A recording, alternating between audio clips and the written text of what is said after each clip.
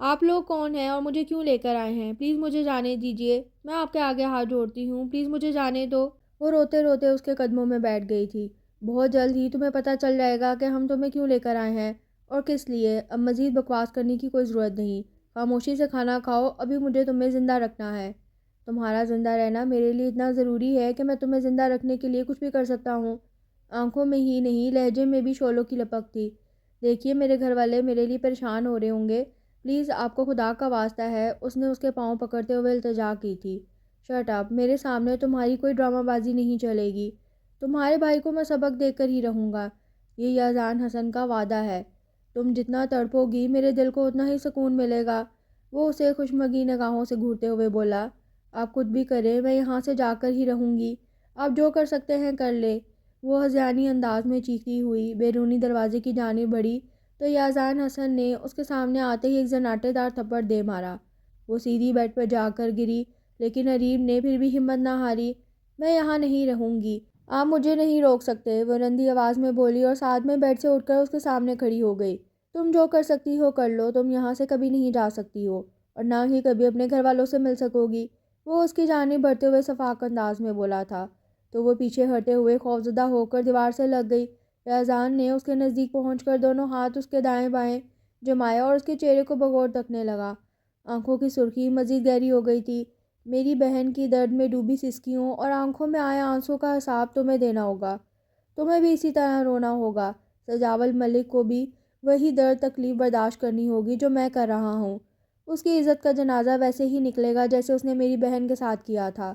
آج میں تم سے نکاح کروں گا، پھر دیکھتا ہوں کہ وہ کیسے بے حس ہوتا ہے۔ مجھے بے حسی اور بے خودی کی مسند پر بٹھانے والی ذات تمہارے بھائی کی ہے۔ اب تم ان سب زیادتیوں کا اور میری بہن کے ایک ایک آنسو کا پورا پورا حساب دو گی۔ اس کے اندر کا زخمی مرد اژدھے کی طرح پھنکا رہا تھا، بہت زہریلے، بہت بھیانک اور خوفناک انداز میں۔ میں مر کر بھی آپ سے شادی نہیں کروں گی۔ مجھے نہیں پتا کہ بھیا نے آپ لوگوں کے ساتھ کیا کیا ہے، مگر میں نے کچھ نہیں کیا ہے جس کے لیے آپ یہ سب کر رہے ہیں۔ اس کی چیخ آنسوں میں ڈوب گئی تھی۔ یہ تو اب کچھ دیر میں پتہ چل ہی جائے گا، تم شادی کر رہی ہو یا نہیں، اور ویسے بھی تم سے مشورہ کون مانگ رہا ہے؟ وہ دھمکیاں محض دھمکیاں نہ تھیں، اس کا دہکتا ہوا لہجہ سچا اور محفوظ تھا۔ اماں آپ کو کیا ہوا ہے؟ دیکھیں اماں، وہ جہاں کہیں بھی ہوگی ہم اسے ڈھونڈ لیں گے، پلیز ہوش میں آئے، احمد نے ان کو بیڈ پر لٹاتے ہوئے کہا۔ مجھے کچھ نہیں پتا، میری بچی کا پتہ کرو کہاں پر ہے۔ میری جان، ارے اسے تو کچھ زمانے کا پتہ نہیں ہے، نہ جانے کہاں پر ہوگی اور کس حال میں ہوگی۔ اماں، سجاول بھائی، بلاول اور شاہ زین بھائی گئے ہوئے ہیں، آپ دیکھنا کہ وہ عریب کو ساتھ لے کر ہی آئیں گے انشاءاللہ۔ احمد خود اندر سے گھبرا رہا تھا لیکن ماں کو تسلی دے رہا تھا۔ احمد، تو جانتا ہے کہ وہ کتنی معصوم اور بھولی بھالی ہے، اسے تو رشتوں کا بھی علم نہیں ہے، وہ تو کالج بھی تمہارے ساتھ جاتی تھی اور تمہارے ہی ساتھ آتی تھی، اب کہاں ہوگی؟ یا اللہ تو میری بچی کی حفاظت کر۔ دعا کرتے ہوئے ان کی نظر بیرونی دروازے کی جانب اٹھی جہاں سے سجاول شکستہ قدموں سے واپس آ رہا تھا۔ سجاول، تو آ گیا، بتا میری بچی کہاں ہے؟ اس کو ساتھ لے کر نہیں آئے؟ وہ ان کی جانب بےقراری سے دیکھ کر بولی۔ امی، ہر جگہ دیکھ لیا، ہر جگہ پتہ کیا، پر وہ کہیں نہیں ملی۔ ہر وہ جگہ دیکھی جہاں اس کے ہونے کا امکان تھا، کالج میں نہیں ہے، اس کی دوستوں کے گھر تک گیا، پر وہ نہیں ملی۔ ابھی سجاول بات کر ہی رہا تھا کہ فون کی بیل ہوئی۔ احمد نے جھپٹنے کے انداز میں ریسیور اٹھا لیا۔ ہیلو، کون بات کر رہا ہے؟ سجاول ملک کو فون دو، ریسیور کی دوسری طرف سے نہایت ہی سخت انداز میں سجاول کو بلایا گیا تھا۔ احمد نے نہ سمجھنے والے انداز میں ریسیور سجاول کو پکڑا دیا۔ سجاول نے الجھے ذہن کے ساتھ ریسیور لیا۔ ہیلو، میں نے سنا ہے کہ تم اپنی بہن کو تلاش کرتے پھر رہے ہو، قسم سے تم زمین و آسمان بھی ایک کر دو تو بھی اس کو نہیں پا سکو گے۔ اگر کبھی وہ تمہارے سامنے آ بھی گئی تو بھی تمہیں اس کو ساتھ لے جانے کا حق نہیں ہوگا۔ اب پتہ چلے گا تمہیں کہ بہن کا درد کیا ہوتا ہے۔ جتنا برا تم نے میری بہن کے ساتھ کرنا تھا کر لیا، اب تم دیکھنا کہ میں تمہاری بہن پر زندگی کیسے تنگ کرتا ہوں۔ خوشی کے نام کو ترس جائے گی اور اس کے دکھ میں تم اذیت میں رہو گے، اور اگر تم اذیت میں رہو گے تو میں خوش رہوں گا۔ اب تمہیں پتہ چلے گا کہ دوسروں کی عزت سے کھیلنا کتنا برا ہوتا ہے۔ آج صرف اور صرف تمہاری وجہ سے میری بہن موت کی دہلیز پر کھڑی ہے۔ یزدان حسن کے لفظ لفظ سے آگ لپک رہی تھی۔ سجاول ساکت اور خاموشی سے سن رہا تھا، اس میں جیسے تمام سوچنے سمجھنے کی صلاحیت ختم ہو گئی تھی۔ اس طرح تو اس نے سوچا بھی نہ تھا کہ اس کے گناہ کی سزا اس کی معصوم بہن جھیلے گی۔ کیا ہوا ہے سجاول، کس کا فون ہے؟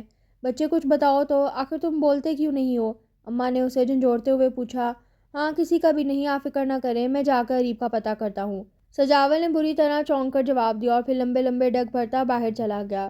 اسے ہوش آیا کہ نہیں بوا، نہیں بیٹا، ہوش نہیں آ رہا، کسی ڈاکٹر کو بلوا لو۔ بوا نے فکر مندی سے کہا، نہیں اس کی ضرورت نہیں ہے، میں خود جا کر دیکھتا ہوں۔ یزدان ڈرانا انداز میں اس کے کمرے کی جانب بڑھا، سائڈ ٹیبل پر پڑا ہوا جگ پانی والا اٹھا کر سارا کا سارا اس پر ڈال دیا۔ وہ ہڑبڑا کر ہوش میں آئی تھی، پانی سر میں چلے جانے کی وجہ سے دماغ چکرا کر رہ گیا تھا۔ وہ اپنا سر دونوں ہاتھوں میں تھامے ہوئے تھی۔ اس نے جھک کر اسے دیکھا، پھر ایک دم سیدھا ہو گیا اور بولا، ابھی اور اسی وقت ہمارا نکاح ہوگا۔ اگر تم نے مولوی کے سامنے کوئی بکواس کی تو مجھ سے برا کوئی نہ ہوگا۔ میں تمہارے بھائی کی طرح نہیں ہوں کہ سب کچھ چھپ کر کروں۔ اب میں باہر جا رہا ہوں، اگر کوئی بھی حرکت کی تو اس کی ذمہ دار تم ہوگی۔ پھر تم ساری عمر میرے ساتھ بغیر نکاح کے رہو گی، اور یہ بات تم اپنے ذہن سے نکال دو کہ اب تم واپس بھی اپنے گھر جا سکو گی۔ یہ ناممکن ہے۔ یہ کہتے ہی وہ کمرے سے باہر نکل گیا۔ کوئی آسمان ٹوٹا تھا اس کے سر پر۔ اریب اپنی جگہ دم بخود بیٹھی رہی، یوں لگا کہ تمام احساسات سن ہو گئے ہیں۔ پھر کب نکاح ہوا اسے کچھ خبر نہ ہوئی، وہ ہنوز ہی گمسم تھی۔ بوا نے اس کے سر پر ہاتھ رکھا تو وہ انہیں خالی خالی نظروں سے دیکھتی رہ گئی، اور گویا سارے بندھن ٹوٹ گئے۔ وہ ایک دم ہی بے اختیار ہو کر رو پڑی تھی۔ وہ اس کی پشت تھپتھپانے لگی، لیکن وہ بے ہوش ہو کر ان کی آغوش میں گر گئی۔ ارے بچی، ہوش کرو، تم تو ابھی سے گھبرا گئی ہو، ابھی تو نہ جانے تمہارے ساتھ کیا کیا ہونا باقی ہے۔ کیا کسی اور نے ہے جس کی بھرپائی تم کرو گی۔ بوا نے اسے سیدھا کر کے لٹایا، کمبل اس پر ڈالتے ہوئے اپنے آنسو صاف کیے اور لائٹ آف کر کے کمرے سے باہر چلی آئیں۔ بوا، وہ اب کیسی ہے؟ نرمی نے سہمے ہوئے انداز میں پوچھا۔ بے ہوش ہو گئی ہے، پتہ نہیں بیچاری کے نصیب میں کیا کیا ہونا باقی ہے، پتہ نہیں کیا ہوگا۔ پر ادا تو بہت غصے میں ہے، ان کا کیا ہوگا؟ خیر برا تو ادی کا بھی ہوا ہے، پر اس میں تو ادی کا بھی قصور تھا، پر یہ تو بالکل بے قصور ہے۔ مجھے تو بہت ڈر لگ رہا ہے۔ ادا تو بہت غصے میں ہے، اور آپ کو تو پتہ ہے ان کو غصہ کتنا آتا ہے۔ وہ تو ادی تک کی شکل دیکھنے کے روادار نہیں ہے، نرمین نے فکر مندی سے کہا۔ بس بیٹا، دعا کرو سب کچھ ٹھیک ہو جائے۔ یزدان، سامنے آؤ میرے، تمہاری ہمت کیسے ہوئی میری بہن کو اغوا کرنے کی؟ سجاول نے ڈرائنگ روم میں کھڑے ہو کر یزدان کو پکارا۔ ارے ارے مسٹر سجاول، آپ مجھ سے ملنے کے لیے اتنے بے چین کیوں ہو رہے ہیں؟ یزدان نے نہایت اطمینان سے اس کے سامنے کھڑے ہوتے ہوئے کہا۔ میری بہن؟ یزدان اس کی بات کاٹ کر بولا۔ ارے بہن تمہاری ہے اور پوچھ مجھ سے رہے ہو؟ اب کیا لوگوں کو خبر ہوتی ہے کہ تمہاری بہن کہاں ہوتی ہے؟ واہ بھئی واہ، تم لوگ تو بہت ہی خاص لوگ ہو۔ یزدان طنزیہ مسکراہٹ کے ساتھ بولا۔ دیکھو یزدان، میری اور تمہاری دشمنی ہے، اس میں میری بہن کو شامل نہ کرو تو اچھا ہی ہوگا، ورنہ کیا؟ میرا خیال ہے کہ تم بھول گئے ہو، تو چلو تمہیں یہ بات یاد دلا دوں کہ یہ بات بہنوں سے ہی جڑی ہے۔ تمہیں یاد تو ہوگا میں نے اپنی بہن کے لیے تمہارے سامنے بھیک مانگی تھی، اور اس وقت تم نے مجھے بہت بے عزت کیا تھا۔ خیر پرانی باتوں کو جانے دیتے ہیں، یہ بتاؤ میرے پاس کیسے آئے؟ تلخی سے کہتے ہوئے صوفے پر بڑے اطمینان سے پھیل کر بیٹھ گیا یزدان۔ اریب ابھی بہت ناسمجھ ہے، پلیز اسے ہمارے درمیان مت لاؤ۔ اگر میرے اور تمہارے بہن کے درمیان کچھ ہوا بھی تھا تو اس میں ہم دونوں کی ہی رضامندی شامل تھی۔ اس میں اگر میں قصوروار ہوں تو تمہاری بہن بھی برابر شریک تھی، اور جہاں تک میری بہن کی بات ہے تو وہ بہت معصوم ہے، اسے زمانے کا کچھ نہیں پتہ۔ ٹھیک ہے، اب تم جو بھی کہو گے میں مان لوں گا، پر پلیز میری بہن کو چھوڑ دو۔ سجاول کے لہجے میں بے بسی ہی بے بسی تھی۔ سجاول، تم نے گناہ کیا تھا، مگر میرا ایسا کوئی ارادہ نہیں ہے، اس لیے اپنی بہن کے نام کے ساتھ جڑے اس نام کو ذہن نشین کر لو۔ آج سے تمہاری بہن مسز اریب یزدان ہوتی ہے، میں کسی بھی قیمت پر اسے تمہارے ساتھ جانے نہیں دوں گا۔ اب تم کوئی بھی طاقت استعمال کر لو، اسے اپنے ساتھ نہیں لے جا سکتے۔ اب اس کی شکل تک دیکھنے کو ترسو گے تم نے میری بہن کو اپنانے سے انکار کیا تھا، یہاں تک کہہ دیا تھا کہ یہ بچہ بھی تمہارا نہیں۔ میں تمہاری بہن کی زندگی کی ہر خوشی حرام کر دوں گا۔ اس کی شکل دیکھ کر ہی نفرت جاگ اٹھتی ہے۔ اب تم خود سوچو تمہاری بہن کا مستقبل کیسا ہوگا؟ اور سجاول کو یوں محسوس ہوا کہ جیسے کسی نے اسے کن چھری سے ذبح کر دیا ہو۔ وہ ایک دم پورے قد سے کھڑا ہو گیا، اس کی پیشانی عرق آلود ہو رہی تھی۔ اس نے ایک اذیت کی تیز دھار تلوار اپنے وجود پر چلتی محسوس کی۔ میں تمہیں تو زندہ نہیں چھوڑوں گا۔ کمینے آدمی، تمہاری ہمت کیسے ہوئی میری بہن سے نکاح کرنے کی؟ اس کی نظروں سے خون جھلک رہا تھا۔ یزدان ہنوز سکون سے ہی بیٹھا اسے دیکھ رہا تھا۔ اچھا بھئی، اب تمہاری تسلی ہو گئی ہو تو میں بھی اپنے کمرے میں جانا چاہتا ہوں۔ میرا خیال ہے کہ تم بھی اپنے گھر کی راہ لو۔ یزدان کے چہرے پہ مستقل مسکراہٹ کا بسیرا تھا۔ دروازہ دھیرے سے کھولا تھا، اریب اندر داخل ہوئی تھی اور پھر بے اختیار ہی بھائی کی جانب بڑھی تھی، لیکن راستے میں ہی یزدان نے اس کا ہاتھ پکڑ کر روک لیا تھا، اور اریب نے بے تاب ہو کر اس کی جانب دیکھا تھا۔ پہلی اور آخری بار سن لو، اب تمہارا ان لوگوں سے کوئی تعلق نہیں ہے، آج سے تم میرے حوالے سے جانی جاؤ گی۔ اگر کبھی یہ لوگ تمہیں نظر آ بھی جائیں تو انجان بن کر گزر جانا۔ یزدان سرد لہجے میں بولا، لیکن اریب پھر بھی بھائی کی جانب بڑھی۔ دوسری طرف سجاول بھی اسے خاموشی سے دیکھ رہا تھا۔ چھوڑو میری بہن کا ہاتھ، ورنہ بہت برا ہوگا۔ میں نہیں مانتا تمہارے نکاح کو، یہ اب بھی میری بہن ہے، اسے میرے حوالے کر دو، ورنہ میں پولیس کو بلا لوں گا۔ سجاول نے اریب کا ہاتھ اس کے ہاتھوں سے چھڑاتے ہوئے کہا، لیکن یازان نے اس پر گرفت مضبوط کر رکھی ہوئی تھی۔ کچھ بھی کر لو، کسی کو بھی بلاؤ، مجھے کوئی اعتراض نہیں ہے۔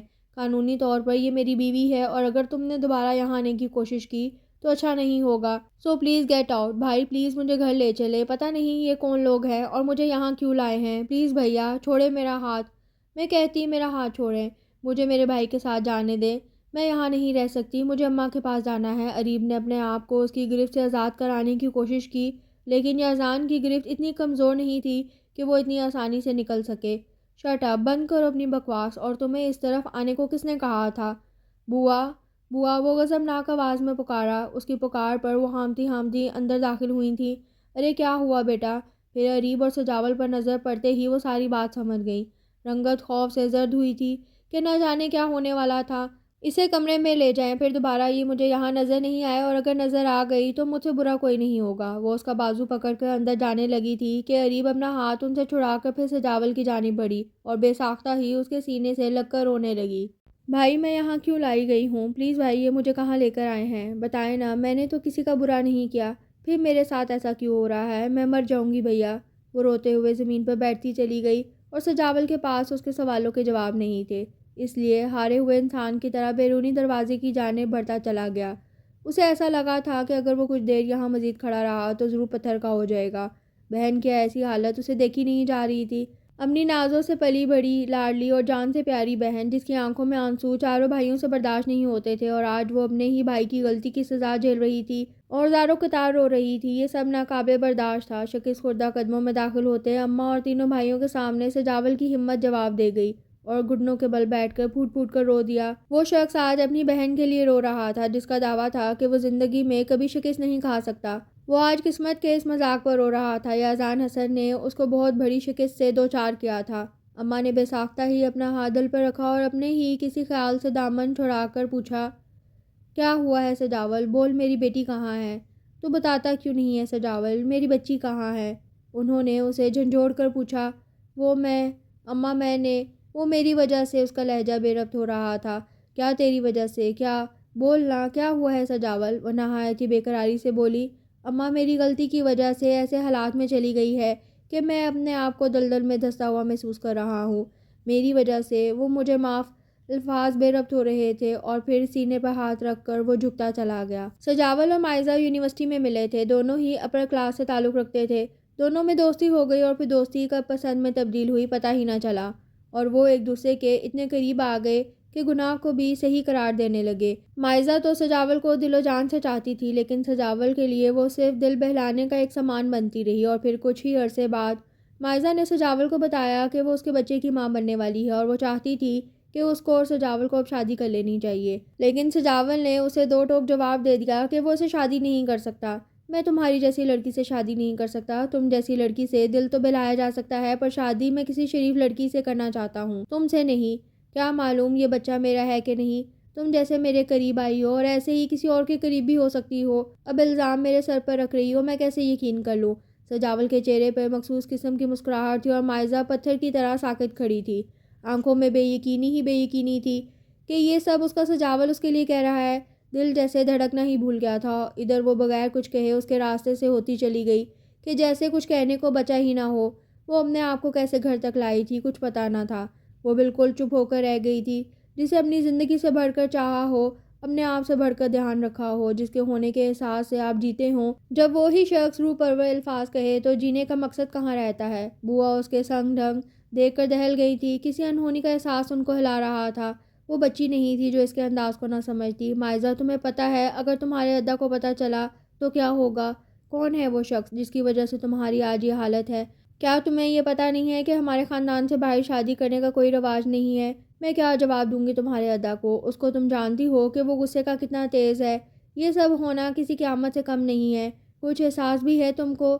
ارے بولتی کیوں نہیں ہو؟ کیا نام ہے اس کا کوئی اتا پتہ؟ سجاول، بوا اس نے میرے ساتھ ایسا کیوں کیا؟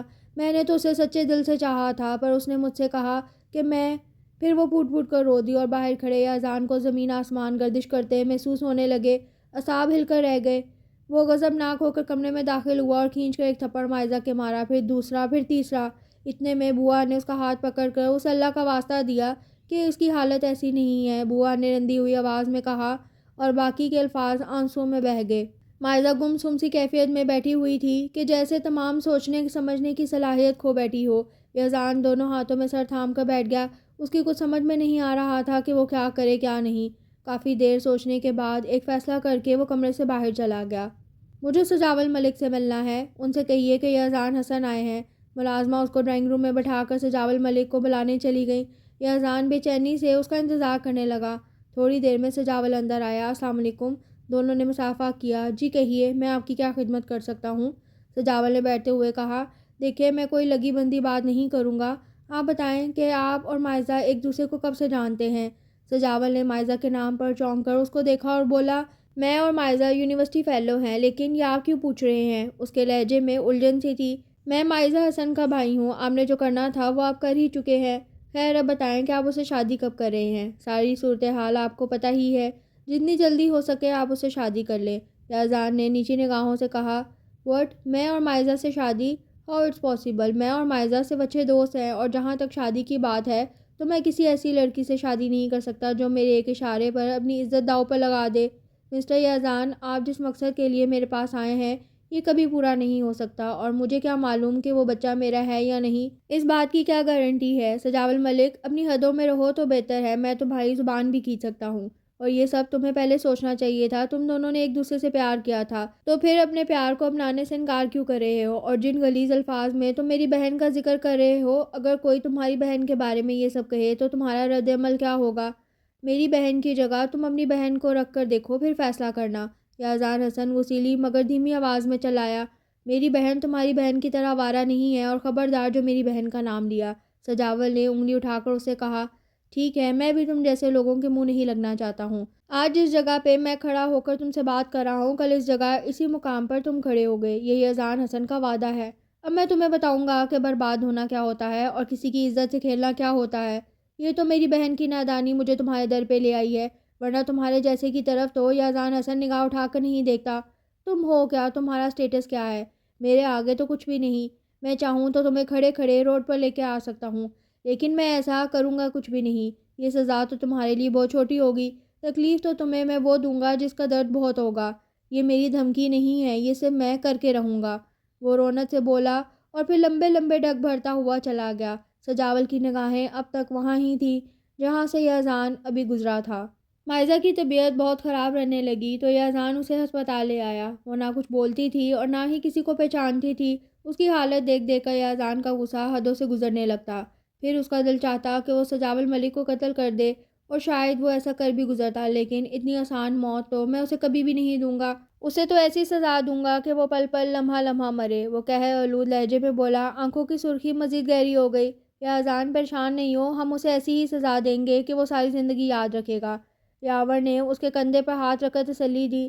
یاور، میں نے اس کی بہن کا پتہ کرنے کے لیے کہا تھا، کام ہوا یا نہیں؟ ہاں، میں نے پتہ کروا لیا ہے، پر تمہیں اس سے کیا لینا دینا؟ یہ بات میری اب تک سمجھ میں نہیں آئی۔ ارے یار، اسے میں تمہاری بھابھی بناؤں گا، اس کی بہن میری بیوی کہلائے گی، لیکن اس کی زندگی میں موت سے بھی بدتر کر دوں گا۔ جب جب وہ تڑپے گی تو بھائی بھی تڑپے گا، اور تب میں اس کی تڑپ کا مزہ لوں گا۔ چہرے پر مخصوص قسم کی طنزیہ مسکراہٹ پھیل گئی تھی۔ لیکن یار، اس کی بہن کو کیوں بیچ میں لے کر آ رہے ہو؟ اس میں اس کا کیا قصور ہے؟ یاور نے حیرانگی سے پوچھا۔ قصور تو میری بہن کا بھی نہیں تھا، پھر اس کے ساتھ ایسا کیوں ہوا؟ چلو، میری بہن تو میرے پاس ہے، چاہے کسی بھی حالت میں، پر وہ تو اپنی بہن کی شکل دیکھنے کے لیے ترس جائے گا۔ اب تک وہ ہوا جو وہ چاہتا تھا، اور اب وہ ہوگا جو میں چاہوں گا۔ بہت زہریلی مسکراہٹ تھی چہرے پر، اور یاور صرف اس کے چہرے کو دیکھتا ہی رہ گیا، کیونکہ وہ جانتا تھا جو وہ کہہ رہا ہے وہ کر کے بھی رہے گا۔ اس کا انتقام لینا کتنا برا ہے یہ وہ سب جانتا ہے۔ بوا، میں جا کر بھابھی کو کھانا دے آؤں؟ ہاں جاؤ، بچی نے کل سے کچھ نہیں کھایا ہے، بس روئے ہی جا رہی ہے۔ نرمین کھانا ٹرے پر رکھ کر اس کے کمرے میں چلی آئی۔ بھابھی کھانا کھا لیں پلیز، آپ نے کل سے کچھ نہیں کھایا ہے، پلیز تھوڑا سا کھا لیں۔ وہ ابھی تک رو رہی تھی۔ بھابھی، رونے سے مسئلے حل نہیں ہوتے، کھانا کھا لیں ورنہ ادا بہت غصہ ہوں گے۔ مجھے نہیں کھانا، پلیز اسے لے جاؤ۔ مجھے بھوک نہیں ہے، مجھے میری اماں کے پاس جانا ہے۔ اتنے میں باہر سے یزدان کی آواز آ رہی تھی، جو شاید فون پر کسی سے بات کر رہا تھا۔ پلیز بھابھی، ادا آ رہے ہیں، آپ کھانا کھا لیں۔ نرمین چلو اپنے کمرے میں، اریب تم بھی کھانا کھا لو، بوا نے کمرے میں آتے ہوئے کہا، اور نرمین کو ساتھ لے کر کمرے سے باہر چلی گئی۔ یزدان کمرے میں داخل ہوا۔ وہ ہنوز فون پر بیزی تھا۔ پھر یزدان نے فون بند کر کے دروازہ بند کر دیا۔ اریب نے خوفزدہ ہو کر اس کی جانب دیکھا لیکن وہ اس کی طرف بغیر توجہ دیے واش روم میں چلا گیا۔ بات لے کر جب باہر آیا تو وہ اسی طرح بیٹھی ہوئی تھی۔ بیڈ سے اٹھو اور مجھے سونے دو۔ وہ ایک دم ہی ہڑبڑا کر اٹھی تھی۔ میں بس اٹھ ہی رہی تھی، اور ہاں سنو، یہ کھانا رکھا ہے، اسے کھاؤ۔ مجھے اپنی بات بار بار دہرانی نہ پڑے۔ تم اس گھر میں ایسے ہی رہو گی جیسے میں چاہوں گا، سمجھی؟ اپنے گھر والوں کا نام کبھی زبان پر نہ لانا، ورنہ زبان کاٹ کر رکھ دوں گا۔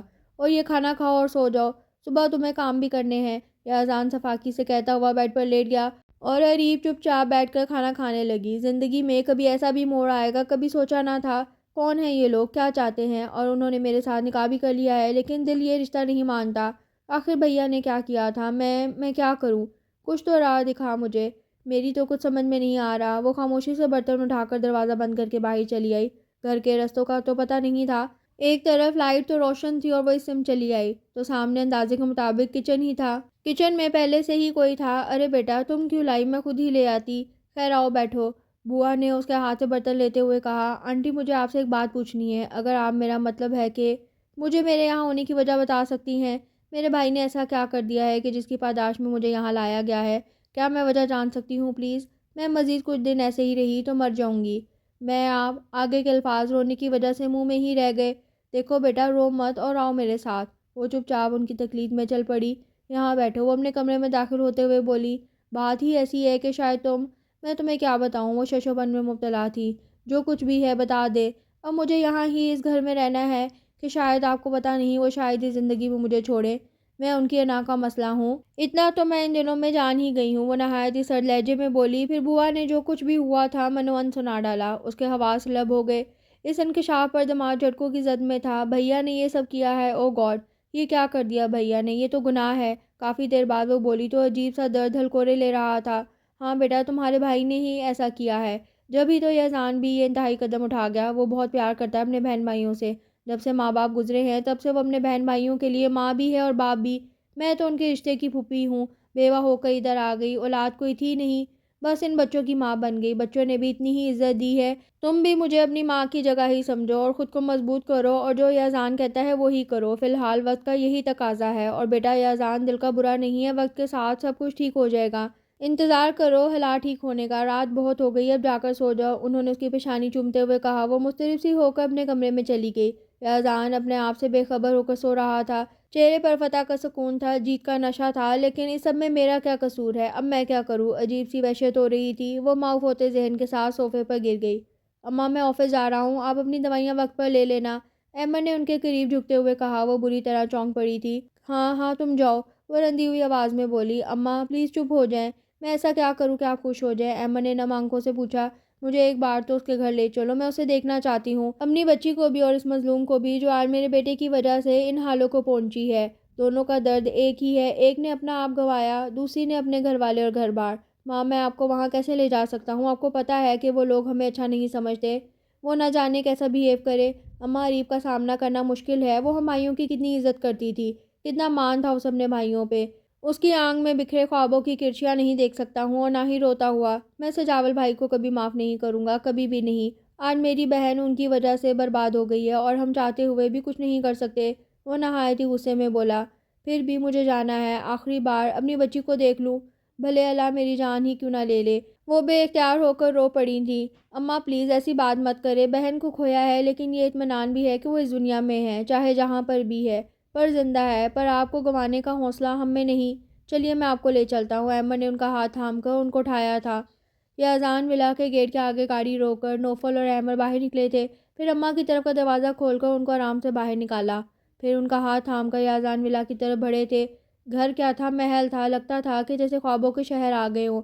گارڈز نے انہیں اندرونی دروازے کی جانب بڑھتے دیکھا تو روک کر پوچھا، آپ کو کس سے ملنا ہے؟ آپ ایسے اندر نہیں جا سکتے۔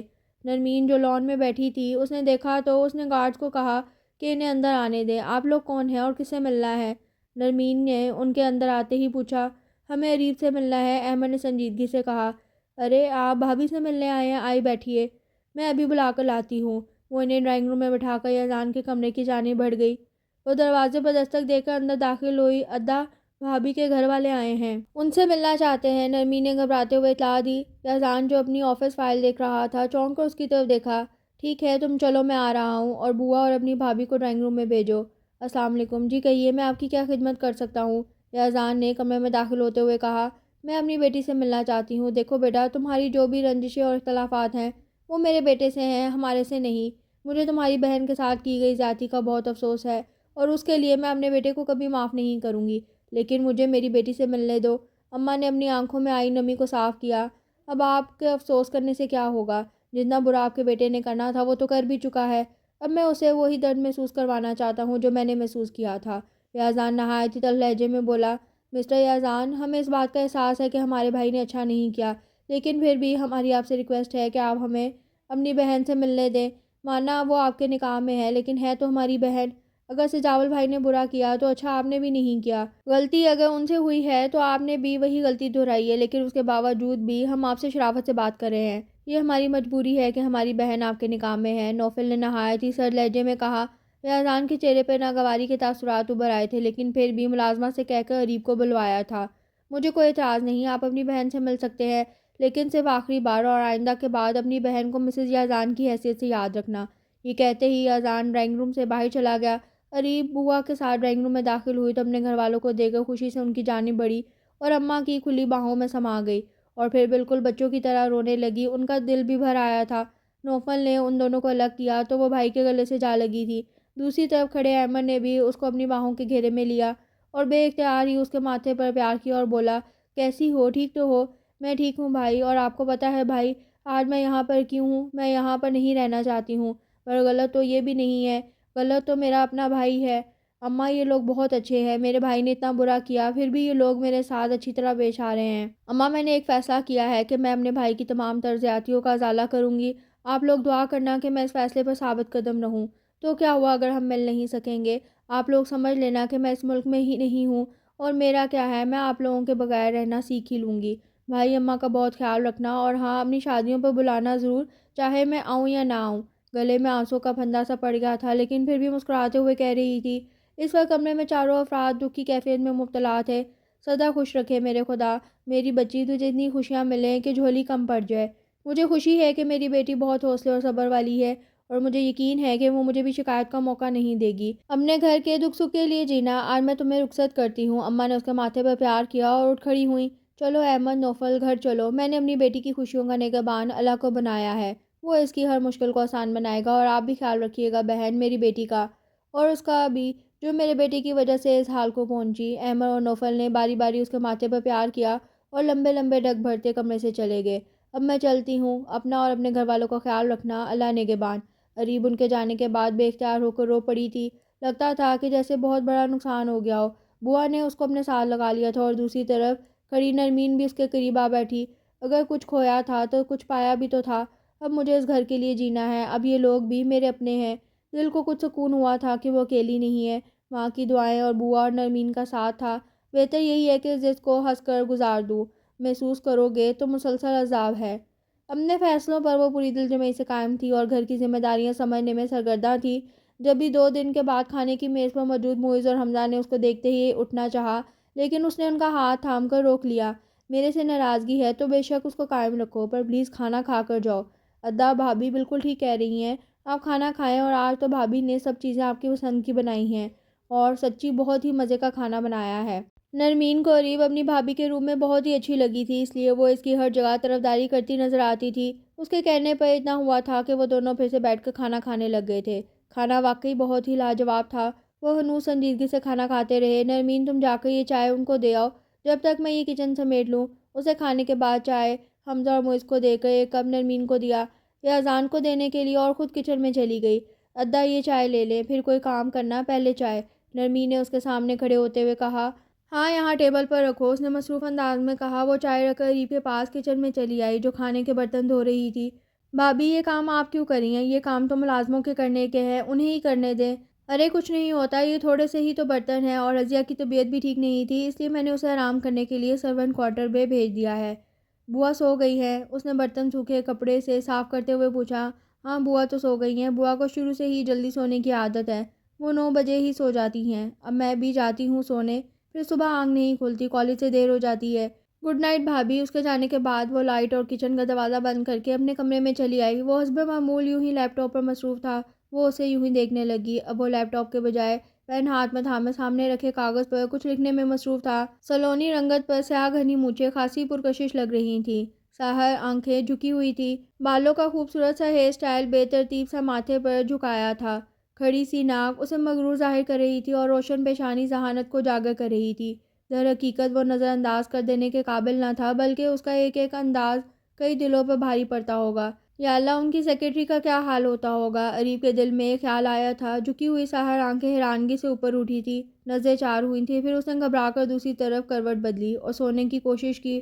دوسری طرف وہ بھی سر جھٹک کر دوبارہ لکھنے میں مصروف ہو گیا۔ ارے کب سے فون بج رہا ہے، کوئی اٹھا ہی نہیں رہا۔ ہیلو، کون ہے؟ وہ تو اس وقت گھر پر نہیں ہے، آپ ان کے سیل پر ٹرائی کریں، بیزی آ رہا ہے۔ تو آپ ایسا کریں کہ آپ کو جو بھی کام ہے مجھے بتا دیں، میں انہیں بتا دوں گی میں ان کی مسز بات کر رہی ہوں۔ کیا کہہ رہے ہیں آپ؟ دوسری طرف سے جو خبر ملی تھی وہ بجلی بن کر گری تھی۔ ریسیور بمشکل رکھا اور پھر بوا کی طرف متوجہ ہوئی، جو شاید فون کی بیل پر ہی ادھر آئی تھیں۔ بوا وہ مائزہ کا مسکیریج ہو گیا ہے، اسپتال سے فون تھا۔ ریاضان کا نمبر بیزی آ رہا ہے، وہ کہہ رہے تھے کہ انہیں بتا دیں، ڈاکٹر نے کہا۔ بوا کا ہاتھ دل پر جا پڑا تھا۔ وہ ٹھیک تو ہے؟ بوا نے فکر مندی سے پوچھا۔ پتہ نہیں، اس بارے میں کچھ نہیں بتایا، اب ریاضان کو فون کر کے بتا دیں۔ بوا بہت ہی اداس ہو کر بیٹھی تھی۔ تم ہی کر لو، میں جب تک اسپتال جانے کی تیاری کرتی ہوں۔ یخنی تم نے بنا دی تھی نا؟ جاتے جاتے پلٹ کر پوچھا۔ اور فلاسک میں ڈال کر رکھ دی ہے، وہ نمبر ڈائل کرتے ہوئے بولی۔ دوسری طرف پہلی بیل پر ہی کال ریسیو کر لی گئی تھی۔ ہیلو، میں اریب بات کر رہی ہوں، کہیے کیا کہنا ہے؟ دوسری طرف برہم لہجے میں پوچھا گیا تھا۔ وہ آپ کا سیل نمبر بیزی تھا، اس لیے گھر پر ہسپتال سے کال آئی تھی، ہسپتال بلوایا ہے آپ کو، فوراً وہاں پہنچے۔ بوا بھی بس نکلنے والی ہیں، کوئی مسئلہ تو نہیں ہے؟ وہ ٹھیک تو ہے نا؟ ریاضان کے لہجے میں فکر مندی جھلک رہی تھی۔ نہیں، بس یہی کہا گیا ہے۔ ٹھیک ہے، تم بوا سے کہو کہ حضور کے ساتھ وہاں آئیں، میں بھی وہاں پہنچتا ہوں۔ اوکے، اللہ حافظ۔ اللہ حافظ۔ اس نے بھی ٹھنڈی سانسیں بھر کر ریسیور رکھ دیا۔ بظاہر تو سب کچھ ٹھیک تھا، مائزہ اسپتال سے ڈسچارج ہو کر گھر آ گئی تھی، لیکن حال بالکل ویسا ہی تھا، غم دل، اپنے میں مگن، کسی سے کچھ نہیں کہتی تھی، لیکن اریب کا چہرہ کافی دیر تک دیکھتی رہتی تھی، پر بات نہیں کرتی تھی۔ اس کی ایسی حالت دیکھ کر تینوں بھائی دل ہی دل میں کرتے رہتے تھے۔ اریب ہی مائزہ کی دیکھ بھال کر رہی تھی، اس کے کھانے پینے کا دھیان رکھ رہی تھی، 2 نرسوں کا بندوبست بھی کیا تھا جو اس کی دیکھ بھال کرتی تھی۔ ایسے تو بوا بھی رات اس کے پاس ہوتی تھی، زندگی کا نام ہے گزرنا، اور وہ گزر رہی تھی۔ چاہے جیسے بھی، اریب مائزہ کو دیکھ کر اکثر سوچتی تھی کہ یہ کتنی خوبصورت ہے، آپ نے ایسا کیوں کیا بھائی، کتنی اچھی لگتی یہ آپ کے ساتھ چلتے ہوئے، اب تو کیسی گمسم ہو کر رہ گئی ہے، کاش میں ان کی خوشی ان کو لوٹا سکتی۔ اللہ تو بڑا غفور الرحیم ہے، ان کو ان کی خوشیاں لوٹا دے، وہ دل سے دعا گو تھی۔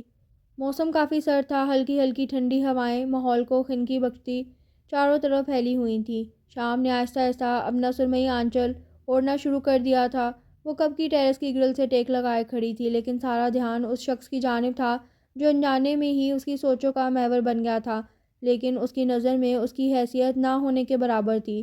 اریب بیٹا، سردی بڑھ رہی ہے، اندر کمرے میں آ جاؤ۔ وہ اب بھی سامنے نظر لگائے کھڑی تھی جب پیچھے سے بوا نے آواز دے کر بلایا تھا۔ آ رہی ہوں بوا، جانتی تھی میں تم ادھر ہی ہوگی، اس لیے میں تمہارے لیے کڑک چائے لائی ہوں۔ شکریہ بوا، وہ ان کے ہاتھ سے چائے پکڑ کر تشکر سے بولی تو بوا مسکرا دی اور پھر اس کا سر تھپتھپا کر نیچے چلی گئیں۔ چائے کے چھوٹے چھوٹے گھونٹ لیتی پھر سے سامنے دیکھنے لگی۔ اسے کھڑے وہاں 3 منٹ ہی ہوئے تھے کہ یزدان کی گاڑی گیٹ سے اندر آتی نظر آئی۔ وہ چائے ختم کر کے نیچے چلی آئی۔ اس کے کمرے میں پہنچنے تک وہ اپنے کمرے میں جا چکا تھا، تو وہ کچن میں چلی آئی اور چائے کا پانی رکھا۔ جب تک چائے بنی حمزہ اور معیز بھی آ چکے تھے۔ پہلے ان دونوں کو چائے دی، پھر اس کا کپ لے کر کمرے میں آئے تو شاید وہ بھی نہا کر نکلا تھا، کیونکہ بال ابھی تک گیلے تھے۔ وہ جھکتے ہوئے بولی، وہاں ٹیبل پر رکھ دو، کیا میرے سر پر انڈیلنی ہے؟ عجیب کاردہ لہجہ تھا اس کا۔ وہ بلبلا کر رہ گئی۔ کمرے میں جا بجا چیزیں بکھری پڑی تھی، ٹائی ٹیبل پر پڑی تھی، ایک شوز وارڈروب کے پاس تھا اور دوسرا ڈریسنگ ٹیبل کے پاس، بیلٹ اور کوٹ صوفے پر تھے۔ آج شاید منہ ٹھیک نہیں ہے، اللہ جانے کبھی زندگی میں مسکرائے بھی ہوں گے یا نہیں۔ پورے 2 ماہ ہو گئے مجھے اس گھر میں آئے ہوئے، ایک ہلکی سی بھی مسکراہٹ نہیں دیکھی ان کے چہرے پر۔ آپ کمرے میں کس قدر گند کرتے ہیں، وہ اس کے شوز ریک پر رکھتے ہوئے بولی۔ اس سے تمہیں کیا، یہ میرا کمرہ ہے، میں یہاں جو بھی کروں، تم ہوتی کون ہو یہ سب کہنے والی؟ انتہائی تلخ لہجے میں اس کی بات کاٹ کر بولا تو اس کی آنکھیں پانیوں سے بھر گئی تھیں۔ وہ کچھ دیر کے لیے خاموش ہوا۔ پلیز تم یہاں سے جاؤ۔ جانے کچھ دنوں سے وہ اس کے حواسوں پر چھانے لگی تھی۔ اس کی آنکھوں میں آئی نمی اسے بے چین کرتی تھی، نہ جانے کیوں۔ کچھ دیر بعد نہایت ہی جھنجھلاتی ہوئی آواز اس کی سماعتوں سے ٹکرائی تو وہ جلدی سے پلکیں جھپکتی اس کی طرف دیکھے بغیر دوڑنے کی انداز میں چل پڑی۔ پیچھے اس نے گہری سانس لی تھی، جس کی آواز دروازے سے پار ہوتے اس کے قدم ایک پل کے لیے رک گئے۔ غیر ارادی طور پر اس نے گردن موڑ کر پیچھے دیکھا۔ وہ نہ جانے کیوں ہارے ہوئے جواری کی طرح آنکھیں موندے لب بھینچے بالوں میں انگلیاں چلا رہا تھا۔ وہ رخ موڑ کر چل پڑی، لیکن آنسو بہت تیزی سے آنکھوں سے بہہ رہے تھے۔ ارے بھابھی، آپ کہاں ہیں؟ نرمین کی آواز پر اس نے جلدی سے اپنے بہتے آنسو صاف کیے اور زبردستی کی مسکراہٹ چہرے پر سجا لی۔ کیا بات ہے؟ کیوں مجھے ڈھونڈتی پھر رہی ہو؟ کوئی کام تھا کیا؟ اس نے اپنے لہجے کو بشاش بنایا۔ ہاں، وہ مجھے آپ سے ایک ریسیپی پوچھنی تھی۔ چلو کچن میں چلتے ہیں، وہاں پر ہی بتاتی ہوں، اور ڈنر کی تیاری بھی تو کرنی ہے۔ جب تک کھانا تیار ہوا تب تک وہ فون پر اپنی دوست کو ریسیپی بتانے چلی گئی۔ خیرہ، تم جاؤ سب کو بلا کر لاؤ، اور رضیہ تم کھانے کے برتن ٹیبل پر لگاؤ۔ جب تک کھانا ٹیبل پر لگا تب تک سب اپنی اپنی سیٹیں سنبھال چکے تھے۔ تمہارے بھائی نہیں آئے نرمین؟ بھابھی، ادا کسی کام سے باہر گئے ہیں، کہہ رہے تھے کہ رات دیر سے آؤں گا اور ڈنر پر میرا انتظار کرنے کی ضرورت نہیں ہے۔ نرمین نے کباب اپنی پلیٹ میں رکھتے ہوئے جواب دیا۔ یہ تو وہ جانتی تھی کہ وہ اس کے سائے سے بھی دور بھاگتا تھا، لیکن کھانا تو سب کے ساتھ کھانا چاہیے تھا۔ اس کی رحمت متغیر ہو گئی تھی۔ اپنے تاثرات حتی المقدور چھپاتے ہوئے وہ پھر سے گویا ہوئی تھی۔ حمزہ، یہ ڈش تم لو نا، میں نے خاص تمہارے لیے بنائی ہے۔ پلیز مسز یزدان، آپ اپنے کام سے کام رکھیے، ہماری فکر کرنے کی کوئی ضرورت نہیں ہے، اور ہمیں جو کچھ بھی لینا ہوگا ہم خود ہی لے لیں گے۔ یہ ہمارا اپنا گھر ہے، وہ قطعیت سے بولا۔ وہ ایک دم ہی آنکھوں میں آئی نمی چھپاتے ہوئے ڈائننگ روم سے باہر چلی گئی۔ حمزہ اور معز ایک دوسرے کو دیکھتے ہی رہ گئے۔ نرمین بھی کھانا ادھورا چھوڑ کر جا چکی تھی۔ مائزہ تو نہ ہونے کے برابر تھی، لیکن بوا نے ان کو افسوس بھری نظروں سے دیکھا تھا۔ یہ تم لوگ کس انداز میں اپنی بھابھی سے بات کر رہے ہو؟ آئندہ بات کرنے سے پہلے 1000 مرتبہ سوچنا، اور جو کچھ بھی ہوا اس میں اس کا کیا قصور ہے؟ یہ جتنا گھر تمہارا ہے اتنا ہی اس کا بھی ہے، اور آئندہ اس کے اور اپنے رشتے کو درمیان میں رکھ کر اسے وہی عزت دو جو ایک گھر کے فرد کو دی جاتی ہے۔ مجھے بار بار اپنی بات دہرانی نہ پڑے، بوا نے غصے بھرے لہجے میں کہا، تو وہ دونوں شرمندہ ہو کر سر جھکا گئے۔ رات میں وہ گھر ہی نہ لوٹا تو کسی اور نے تو نہیں محسوس کیا، مگر وہ اس کی اس بے اعتنائی کو بھی بھانپ گئی۔ ساری رات اس نے رو کر گزاری تھی، تبھی تو صبح اٹھنے پر سوجی آنکھیں پسماندہ چہرہ ہو چکا تھا۔ تبھی سامنے دیکھا تو وہ اس وقت آفس جانے کے لیے مکمل طور پر تیار ہو گیا تھا۔ نہ جانے وہ رات کب آیا تھا۔ وہ ڈور دھکیلتا بریف کیس پکڑے باہر نکلنے لگا تو وہ اس کے سامنے جا کھڑی ہوئی۔ رات آپ ڈنر پر کیوں نہیں تھے؟ اور رات گھر بھی نہیں آئے کیوں؟ یکدم ہی اس نے سوال داغا تو وہ ناگواری سے اسے دیکھنے لگا۔ میں کچھ بیزی تھا۔ فی الفور وہ اس کے سامنے سے ہٹنا چاہتا تھا۔ بیزی تھے یا آنا نہیں چاہتے تھے؟ نہایت ہی چپتے لہجے میں اس نے پوچھا۔ تم جو بھی سمجھ لو، اور پلیز مجھے جانے دو۔ وہ کلائی موڑ کر گھڑی دیکھنے لگا۔ آپ اتنے بے حس کیوں ہیں؟ شاید تمہیں لگتا ہوں۔ اس نے کندھے اچکا کر بریف کیس دوسرے ہاتھ میں منتقل کیا اور جیبیں ٹٹول کر گاڑی کی چابی ہونے کی موجودگی کو محسوس کیا۔ پھر اس کے سامنے آنے سے اس کو رکنا پڑا تھا۔ اس نے عجب سرد نگاہوں سے اسے دیکھا تھا۔ یزدان، میں نے آپ کے لیے مائنڈڈ، میں لوگوں کو ان کی حد میں رکھنے کا قائل ہوں۔ کیا میں بھی آپ کے لیے لوگ ہوں؟ وہ ٹوٹے لہجے میں بولی۔ کچھ مختلف بھی نہیں ہو، اسے سر جھٹک دیا۔ ویل، مجھے اجازت دیں، اور وہ بے مروتی سے کہتا گاڑی میں بیٹھ کر وہاں سے چلا گیا۔ کتنے بے حس بے مروت شخص ہو یزدان حسن، اس نے بہت دکھ سے سوچا۔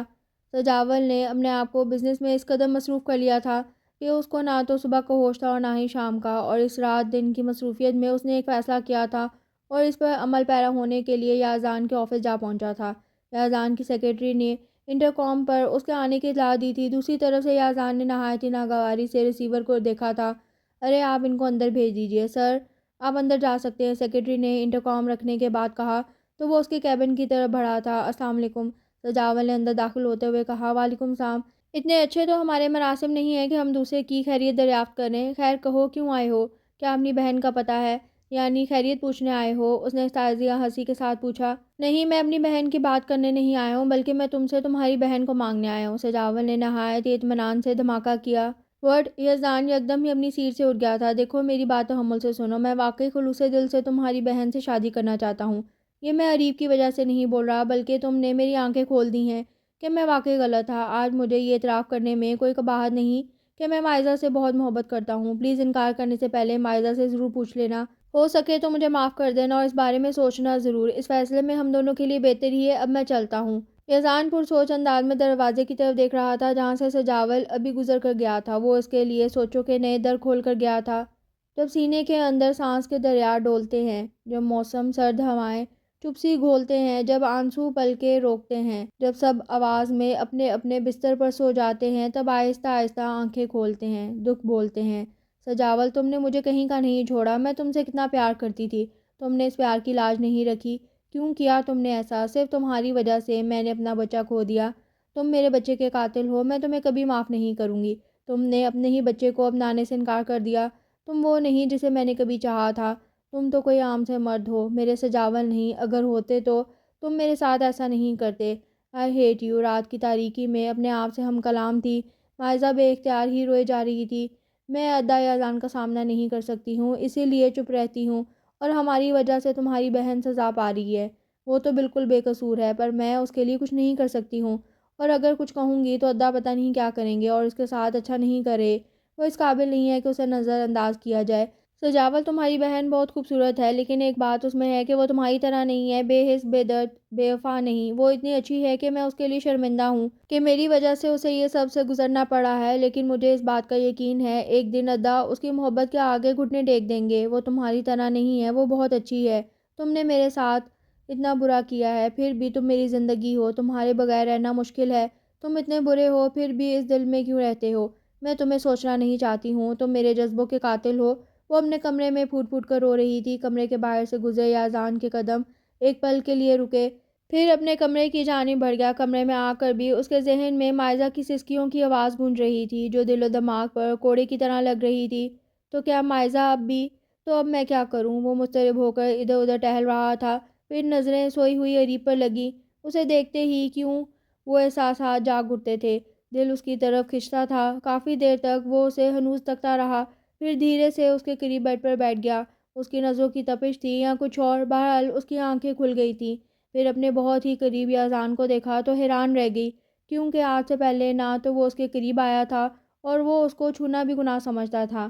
آپ کو کچھ چاہیے؟ وہ ہراساں ہو کر پوچھ رہی تھی۔ کیوں؟ کچھ چاہیے ہو تو تبھی تمہارے قریب بیٹھا جا سکتا ہے۔ میں تمہارے قریب نہیں بیٹھ سکتا، عجیب گمبھیر لہجے میں کہا۔ نہیں وہ آپ۔ وہ ایک دم ہی پیچھے کی طرف ہوئی تھی۔ دل یکلخت رک گیا تھا۔ آج تو اس کے تیور ہی بدلے ہوئے تھے۔ وہ جتنا اس سے پیچھے ہٹی تھی، اس نے اس کو اپنے اتنے ہی قریب کیا، اتنا کہ اریب کی سانسیں اس کی سانسوں کو محسوس کر پا رہی ہیں۔ تمہارے بھائی کی وجہ سے آج میری بہن رو رہی ہے، تو میں اس کی بہن کو اتنے سکون سے کیسے رہنے دے سکتا ہوں؟ تمہیں تو آج تک غور سے دیکھا تک نہیں۔ لہجے میں خشکی اور رونت بسی تھی۔ وہ خوف زدہ ہو کر اسے دیکھ رہی تھی، پھر اپنی آنکھوں میں آئی نمی اور اندھے ہوئے لہجے میں بولی، آپ اس کے علاوہ کر بھی کیا سکتے ہیں؟ آپ میں اور بھائی میں کوئی فرق نہیں ہے، دونوں طرف سے ہی ہم لڑکیوں کی ہار ہوئی ہے۔ جیتے تو آپ دونوں ہیں، ہم تو صرف کھلونا ہے جسے آپ لوگوں کو کھیلنے کے لیے دے دیا گیا ہو۔ اس کے تہذیب بھرے الفاظ پر وہ تھلملا گیا اور اس کو بے اختیار ہی اپنی گرفت سے آزاد کیا۔ تم اپنے آپ کو سمجھتی کیا ہو؟ تم میری بیوی ہو، بیوی بن کر رہو، بلکہ تم یہاں پر ازالے کے طور پر ہو۔ اپنی اوقات میں رہنا سیکھو، اور آئندہ کے بعد اپنی زبان بند ہی رکھنا۔ میں تمہارے بھائی کو کبھی معاف نہیں کروں گا۔ وہ بیڈ کی دوسری طرف لیٹ کر سونے کی کوشش کرنے لگا، لیکن بیڈ کے اس کونے میں لیٹی اریب کی سسکیاں اس کو بری طرح ڈسٹرب کر رہی تھیں۔ اب مجھے سونے بھی دو گی یا نہیں؟ بند کرو اپنی بیوی، یازان نے کروٹ لیے بغیر کھردرے لہجے میں کہا، لیکن اس کے کہنے سے اس کی سسکیاں اور زیادہ ہو گئی تھیں۔ اب اگر مجھے تمہارے رونے کی آواز آئی تو میں تمہارا گلا دبا دوں گا۔ اس کی سمت کروٹ کرتے ہوئے وہ تپے ہوئے انداز میں بولا، یہ بھی کر گزرے، آپ کا کیا جائے گا؟ وہ ہنوز روتے ہوئے اور غصے میں بولی تھی۔ یازان نے اسے ایک دم ہی اپنی طرف کھینچا تھا، تو وہ بے اختیار ہی سہم کر رہ گئی تھی۔ اب نہیں روں گی، چھوڑیے مجھے پلیز۔ اس کے سینے میں چہرہ چھپایا اریب کا پورا وجود لرز رہا تھا۔ وہ دبے دبے غصے میں چل آئی تھی، تو یازان نے اس کو چھوڑ دیا اور پھر سے کروٹ کے بل سونے کی کوشش کرنے لگا۔ اسے خاموشی سے چھوڑنے پر اریب کو حیرانی ہوئی تھی، پھر سکون کا سانس لے کر خود بھی سونے لگی۔ وہ نفرتوں کے سوال کرے، محبتوں کے جواب مانگے، کہ میرے حصے میں کانٹے لکھ کر وہ مجھ سے تازہ گلاب مانگے۔ یہ چاہتوں کی کڑی مسافت چلے، میں تنہا شکست خوردہ، کوئی تو میرا درد جانے، کوئی تو اس سے حساب مانگے۔ ہیلو، میں یازان بات کر رہا ہوں۔ تم اپنی والدہ کے ساتھ آ کر کسی بھی دن شادی کی تاریخ لے جاؤ، میں تیار ہوں مائزہ کی تمہارے ساتھ شادی کروانے کے لیے۔ دوسری طرف سے سجاول نے کیا کہا اس نے سنا نہیں، بس اپنی بات کہہ کر ریسیور رکھ دیا۔ اس کے لیے چائے لاتی اریب کے ہاتھ سے کپ چھوٹ کر زمین بوس ہو گیا۔ کپ کے گرنے کی آواز پر وہ پلٹا تھا، پھر اس کو کھڑے دیکھ کر دوبارہ دوسری طرف متوجہ ہو گیا۔ آپ کیسے مائزہ کی شادی کروا رہے ہیں؟ آپ جانتے ہیں کہ وہ بھی ٹھیک نہیں ہے۔ تمہیں میرے معاملے میں بولنے کی ضرورت نہیں ہے۔ وہ اس کی بات کاٹ کر بولا، اور ہاں سنو۔ اس کو چپ چاپ آتے دیکھا تو پکارا، مائزہ کو بتا دو کہ میں نے اس کی شادی طے کر دی ہے، وہیں جہاں اس کی خوشی ہے، اور تم بھی کان کھول کر سن لو۔ مائزہ کی شادی سجاول سے ہو ضرور رہی ہے، لیکن اس کا مطلب یہ نہیں ہے کہ میں اس کی غلطی معاف کر چکا ہوں، نہ ہی اپنی بہن کو معاف کیا ہے۔ تم سجاول سے ملو گی صرف میری بیوی بن کر اور مائزہ کی بھابھی بن کر، نہ کہ اس کی بہن بن کر۔ اگر ایسا ہوا تو دروازے پر دستک ہوئی تھی جس کی وجہ سے اذان کی بات ادھوری رہ گئی اور وہ بھی جیسے ہوش میں آئی۔ گڈ مارننگ ادا، یہ میں آپ کو فائل دینے آیا تھا، یہ آفس آتے ہوئے لیتے جائیے گا۔ نوفل نے فائل اس کی طرف بڑھاتے ہوئے کہا۔ کیوں تم آفس نہیں جا رہے؟ اذان نے فائل اس کے ہاتھ سے لیتے ہوئے پوچھا۔ نہیں، آج سائٹ پہ کچھ کام ہے، میرا وہاں جانا ہوگا، اس لیے۔ اچھا، اب میں چلتا ہوں۔ نوفل، ناشتہ کر کے جانا، سب کچھ تیار ہے، اریم نے باہر جاتے نوفل سے کہا۔ اچھا، وہ مختصر سا جواب دے کر چلا گیا۔ آپ بھی ناشتے کے لیے آ جائیے۔ وہ کمرے سے باہر نکلنے لگی تھی کہ اذان کی آواز پر رکی۔ میں نے جو تم سے کہا ہے وہ جا کر سب کو بتا دو، اور ہاں، بوا کے ساتھ جا کر مائزہ کی شادی کی شاپنگ کر لینا۔ میں جی اچھا، جو آپ کہیں، وہ کہتے ہوئے چلی گئی۔ ناشتے کی ٹیبل پر سبھی تھے۔ مائزہ، تمہیں ایک بات بتانی ہے، بلکہ آپ سب کو بھی۔ اذان نے مائزہ کی شادی طے کر دی ہے، اور جس سے شادی طے پائی ہے وہ کوئی اور نہیں، سجاول بھائی ہیں۔ اس کی بات پر ناشتہ کرتے سب افراد شاکڈ رہ گئے۔ اس شخص سے جس نے اس کی زندگی برباد کی ہے، اسی سے ادا نے اس کی شادی طے کر دی ہے۔ اس نے نہایت ہی غصے میں کہا۔ کیا بات ہے حمزہ، اتنا غصے میں کیوں ہو؟ اذان نے کرسی پر بیٹھتے ہوئے پوچھا۔ ادا، یہ جو بھابی کہہ رہی ہیں، کیا یہ سچ ہے؟ مائزہ کی شادی آپ سجاول سے کر رہے ہیں؟ حمزہ نے واپس بیٹھتے ہوئے پوچھا۔ ہاں، میں اس کی شادی سجاول سے کروا رہا ہوں، اور تم دونوں رات کو میرے کمرے میں ملو، ساری تفصیل میں تم کو رات کو بتاؤں گا۔ اب جلدی سے ناشتہ کرو اور آفس کے لیے نکلو۔ اذان نے تو اس پر مکھن لگاتے ہوئے کہا اور اریب کو چائے بنانے کو کہا۔ اریب، جو حمزہ کے بھابی کہنے پر ہراساں سی کھڑی تھی، اس کے اشارے پر فوراً چائے بنانے لگی۔ پھر ان سب کے آفس آنے کے بعد بوا نے اس سے پوچھا، کیا تمہیں کچھ اور بھی بتایا ہے؟ اذان نے، نہیں بوا، انہوں نے مجھے مزید کچھ نہیں بتایا ہے، یہ تو میں نے اتنا سن لیا تھا، ورنہ ان کا کوئی ارادہ نہیں تھا مجھے بتانے کا۔ شاید آپ کو بتاتے، میں جا کر مائزہ کو بتاتی ہوں۔ ہاں چلو، میں بھی تمہارے ساتھ چلتی ہوں۔ وہ اس کے کمرے میں آئیں تو وہ چپ سی بیٹھی تھی۔ مائزہ بیٹا، میری بات سنو، ابھی تمہاری بھابی نے جو تم سے کہا ہے کہ تمہاری شادی سجاول سے ہو رہی ہے، بوا میں اس شخص سے کبھی شادی نہیں کروں گی۔ آپ ادا کو منع کریں، میں اس شخص کے ساتھ نہیں رہ سکتی۔ تم رہ سکتی ہو یا نہیں، تمہیں پہلے سوچنا چاہیے تھا، تمہاری شادی تمہاری پسند سے ہی ہو رہی ہے۔ اتوار کے دن سجاول کے گھر والے آ رہے ہیں، اب مزید تمہاری کوئی بات نہیں مانی جائے گی۔ اب اور کتنا بے عزت کرنا ہے تمہیں، اب اور بکواس کرنے کی ضرورت نہیں ہے، تم میرے ساتھ آؤ۔ اذان نے پہلے مائزہ کو سنایا، پھر دم بخود کھڑی اریب سے کہا۔ نوفل نے جو فائل اسے دی تھی وہ یہیں پر بھول گیا تھا، اس کو لینے کے لیے آیا تھا کہ مائزہ کی آواز سن کر اس کے کمرے کی جانب بڑھ آیا، اور پھر اس کو اپنا فیصلہ سنا کر اریب کو ساتھ لیے کمرے میں چلا آیا۔ وہ والی فائل لا کر دو جو میں نے کل رکھنے کو کہا تھا۔ لے فائل، اریب نے جلدی جلدی سے فائل نکال کر اسے دی۔ کچھ اور چاہیے ہے تو بتا دیں، اسے ڈرتے ڈرتے پوچھا، تو وہ اسے گھورتے ہوئے فائل لیے چلا گیا۔ اس کے جاتے ہی اریب نے قدرے سکون کا سانس لیا تھا۔ مائزہ، آپ نے صبح سے کچھ نہیں کھایا ہے، اب بھی آپ کھانے سے انکار کر رہی ہیں، پلیز تھوڑا سا تو کھا لیں۔ اریب نے کھانے کی ٹرے اس کے سامنے رکھتے ہوئے کہا۔ بھابی پلیز، یہ کھانا آپ لے جائیں، میں نہیں کھاؤں گی۔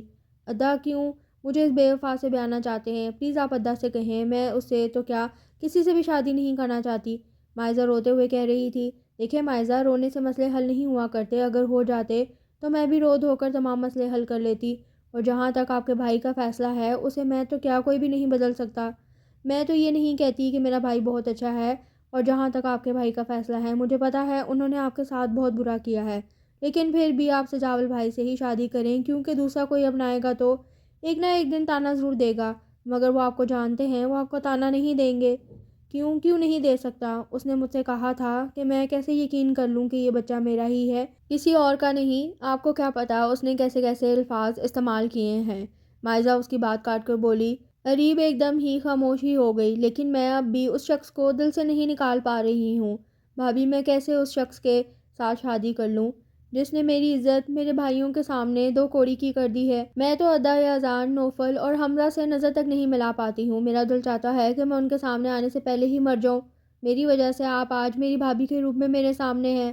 بھابی، میں نے آپ کے ساتھ بھی بہت برا کیا ہے، پلیز ہو سکے تو مجھے معاف کر دیں۔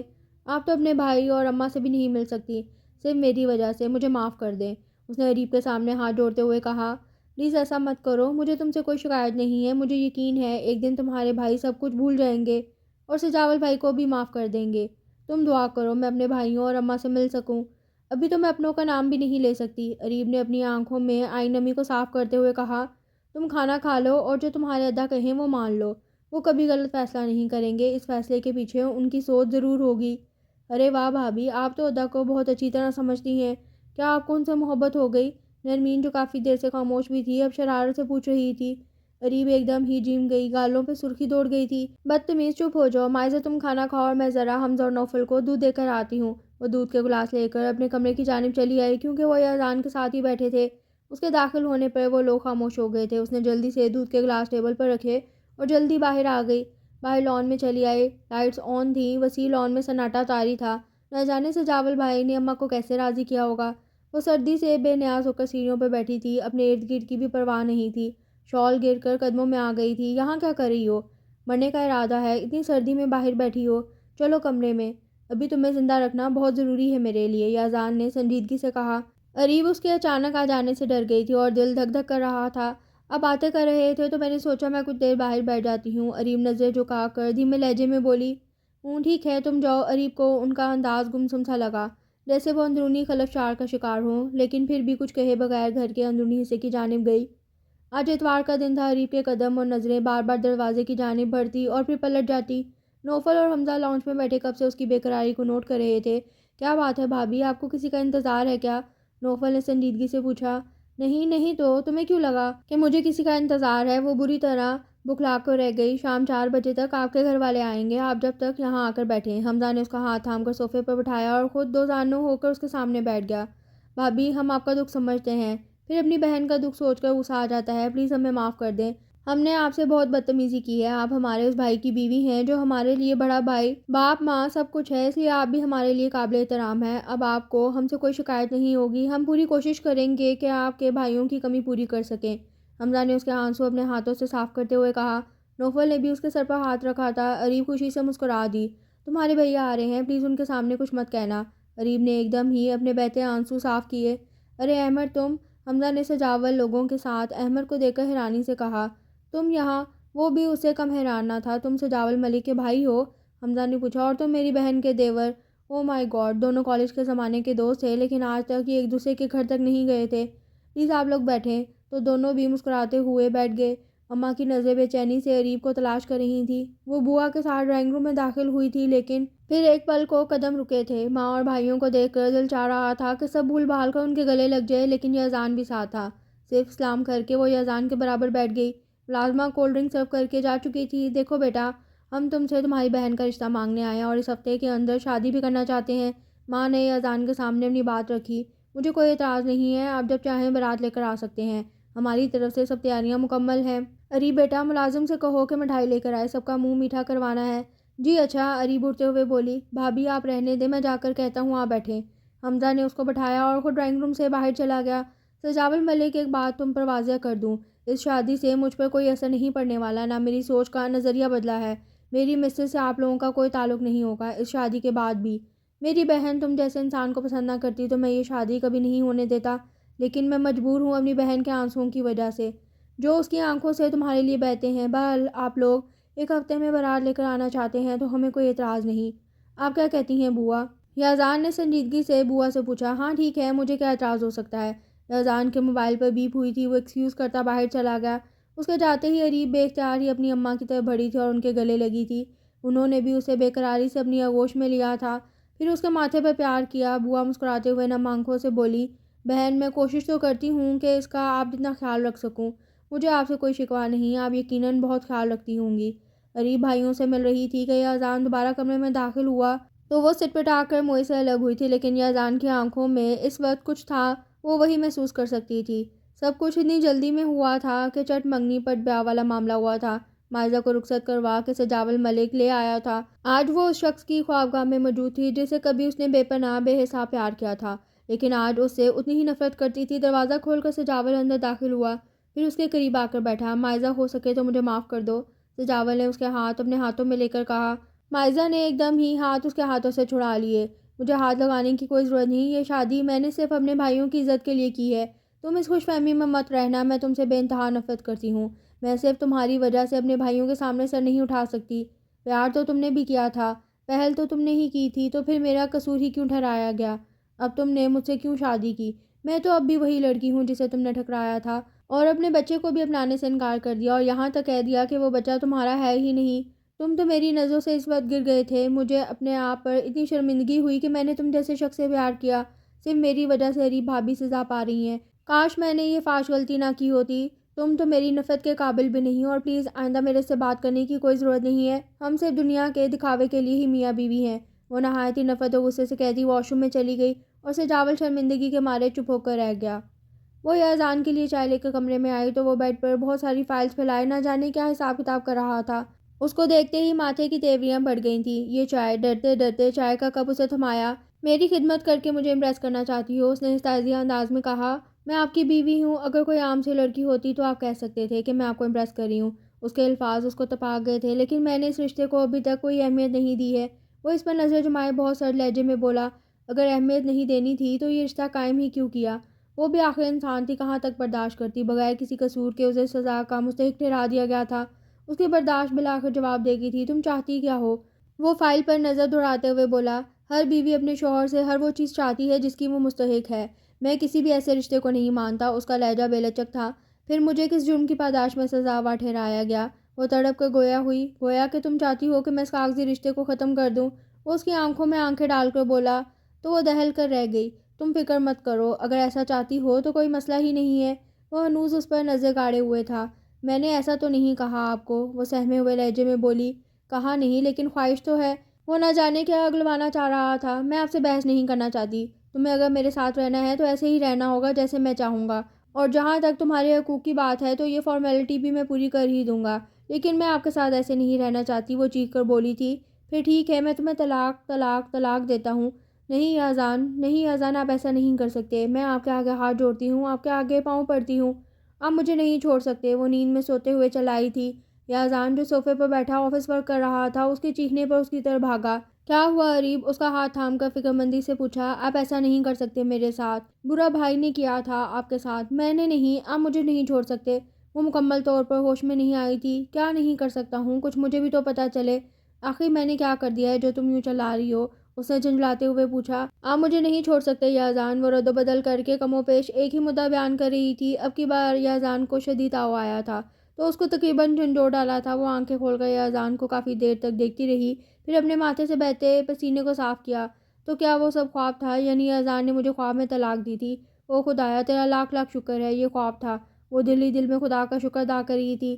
کیا ہوا؟ کیا کیا ہے میں نے؟ کچھ بتانا پسند کریں گی آپ؟ وہ گمبھیر آواز میں بولا۔ وہ میں نے خواب میں دیکھا کہ آپ نے مجھے، پھر ایک دم ہی پھوٹ پھوٹ کر رو دی۔ اذان تو گویا پتھر کا ہی ہو گیا تھا۔ وہ اس لڑکی کو آج تک دکھ اور تکلیف کے کچھ نہیں دے پایا تھا۔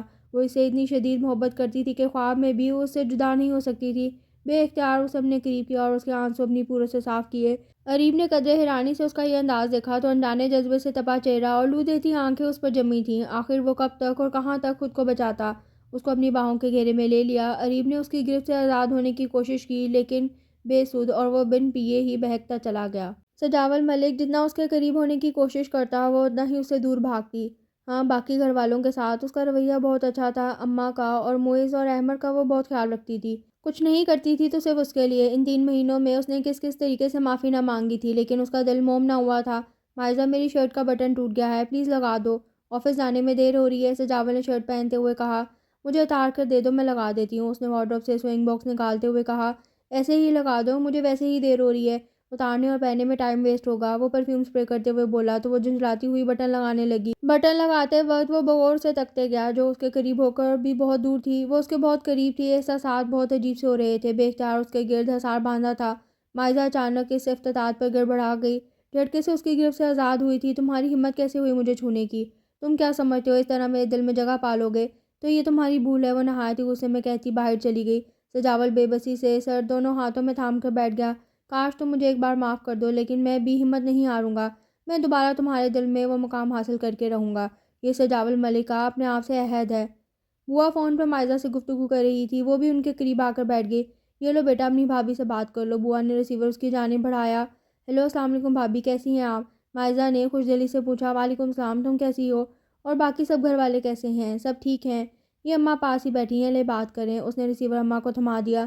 السلام علیکم اماں، کیسی ہیں آپ؟ قریب نے خوش ہوتے ہوئے پوچھا۔ میں ٹھیک ہوں، تم کیسی ہو؟ یہ اذان کیسا ہے؟ تم لوگ خوش تو ہو؟ میں ٹھیک ہوں اور یہ اذان بھی ٹھیک ہے، میں بہت خوش ہوں اماں، اب میری فکر مت کیا کریں۔ اماں، یہ اذان بھی بہت اچھے ہیں، وہ باہر سے ہی سخت نظر آتے ہیں، آپ ان کی طرف سے دل برا نہ کریں۔ سچی کہہ رہی ہوں میں۔ اس کی اس طرح یہ اذان کی طرف داری کرنے پر اماں کو بے اختیار ہنسی آ گئی تھی۔ اماں، یہ بوا آپ سے کچھ بات کرنا چاہتی ہیں۔ اس نے ریسیور بوا کو تھمایا اور پھر ان کے برابر ہی بیٹھ گئی۔ بہن آپ کے لیے خوشخبری ہے، خیر سے آپ نانی بننے والی ہیں، بوا نے ہنستے ہوئے بتایا۔ دوسری طرف اماں تو خوشی سے رو پڑی تھیں۔ آپ کو بھی مبارک ہو، سچ پوچھے تو یقین ہی نہیں ہو رہا کہ میری بیٹی ماں بننے والی ہے، ابھی کل تک تو وہ خود چھوٹی سی تھی۔ اماں کی خوشی سے آواز کانپ رہی تھی۔ مائزہ اریب سے بات کرنا چاہ رہی تھی۔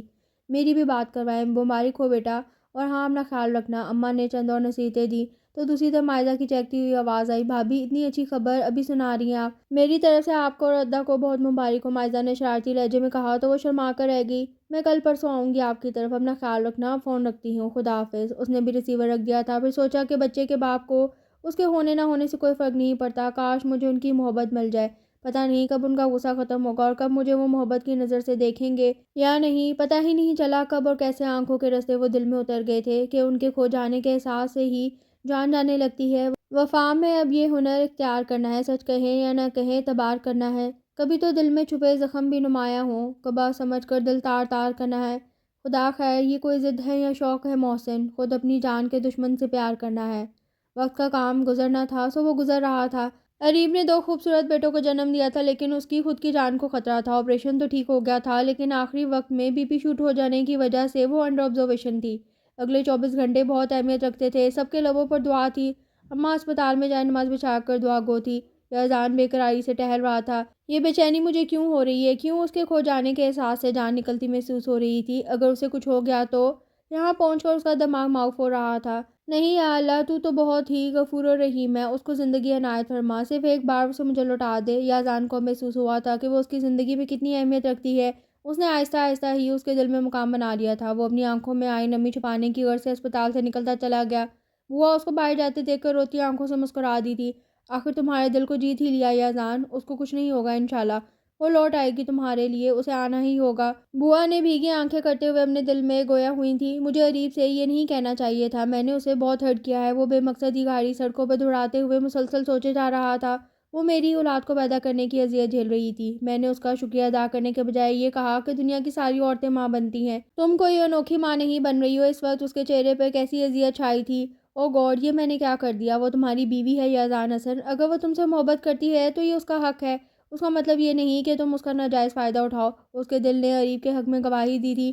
یزدان تم بہت بزدل ہو، تم اسے نظر بھر کر نہیں دیکھتے تھے، مبادا تمہاری نظریں پلٹنے سے انکار کر دے، تم بھی اسے چاہنے لگے تھے، اپنی انا کی وجہ سے آگے نہیں بڑھے، ابھی بھی وقت ہے، سنبھل جاؤ، قصور تمہاری اپنی بہن کا تھا اور سزا اسے ملی، وہ تو تمہیں جانتی تک نہ تھی، لیکن پھر بھی اس نے تمہارے گھر کو سنبھالا، تمہارے ہر ظلم و ستم کو صبر و تحمل سے برداشت کیا، تم نے اسے گھر والوں سے ملنے سے منع کیا، وہ نہیں ملی، جو تم نے کہا وہ اس نے کیا، آج وہ تمہیں خوبصورت بیٹوں سے نواز کر خود موت کی دہلیز پر کھڑی ہے، تم تو ہمیشہ سے ہی فیصلہ کرتے تھے، پھر اس کے لیے تمہارا دل کیوں موم نہیں ہوا؟ اس کو اس کا ہی ضمیر ملامت کر رہا تھا، صرف ایک بار لوٹ آؤ زندگی میں، اپنی ہر زیادتی کا ازالہ کرنے کے لیے تیار ہوں۔ ونڈو اسکرین پر اریب نمودار ہو گئی تھی، خوبصورت سے نین نقش میں اور بھیگی آنکھوں کے ساتھ۔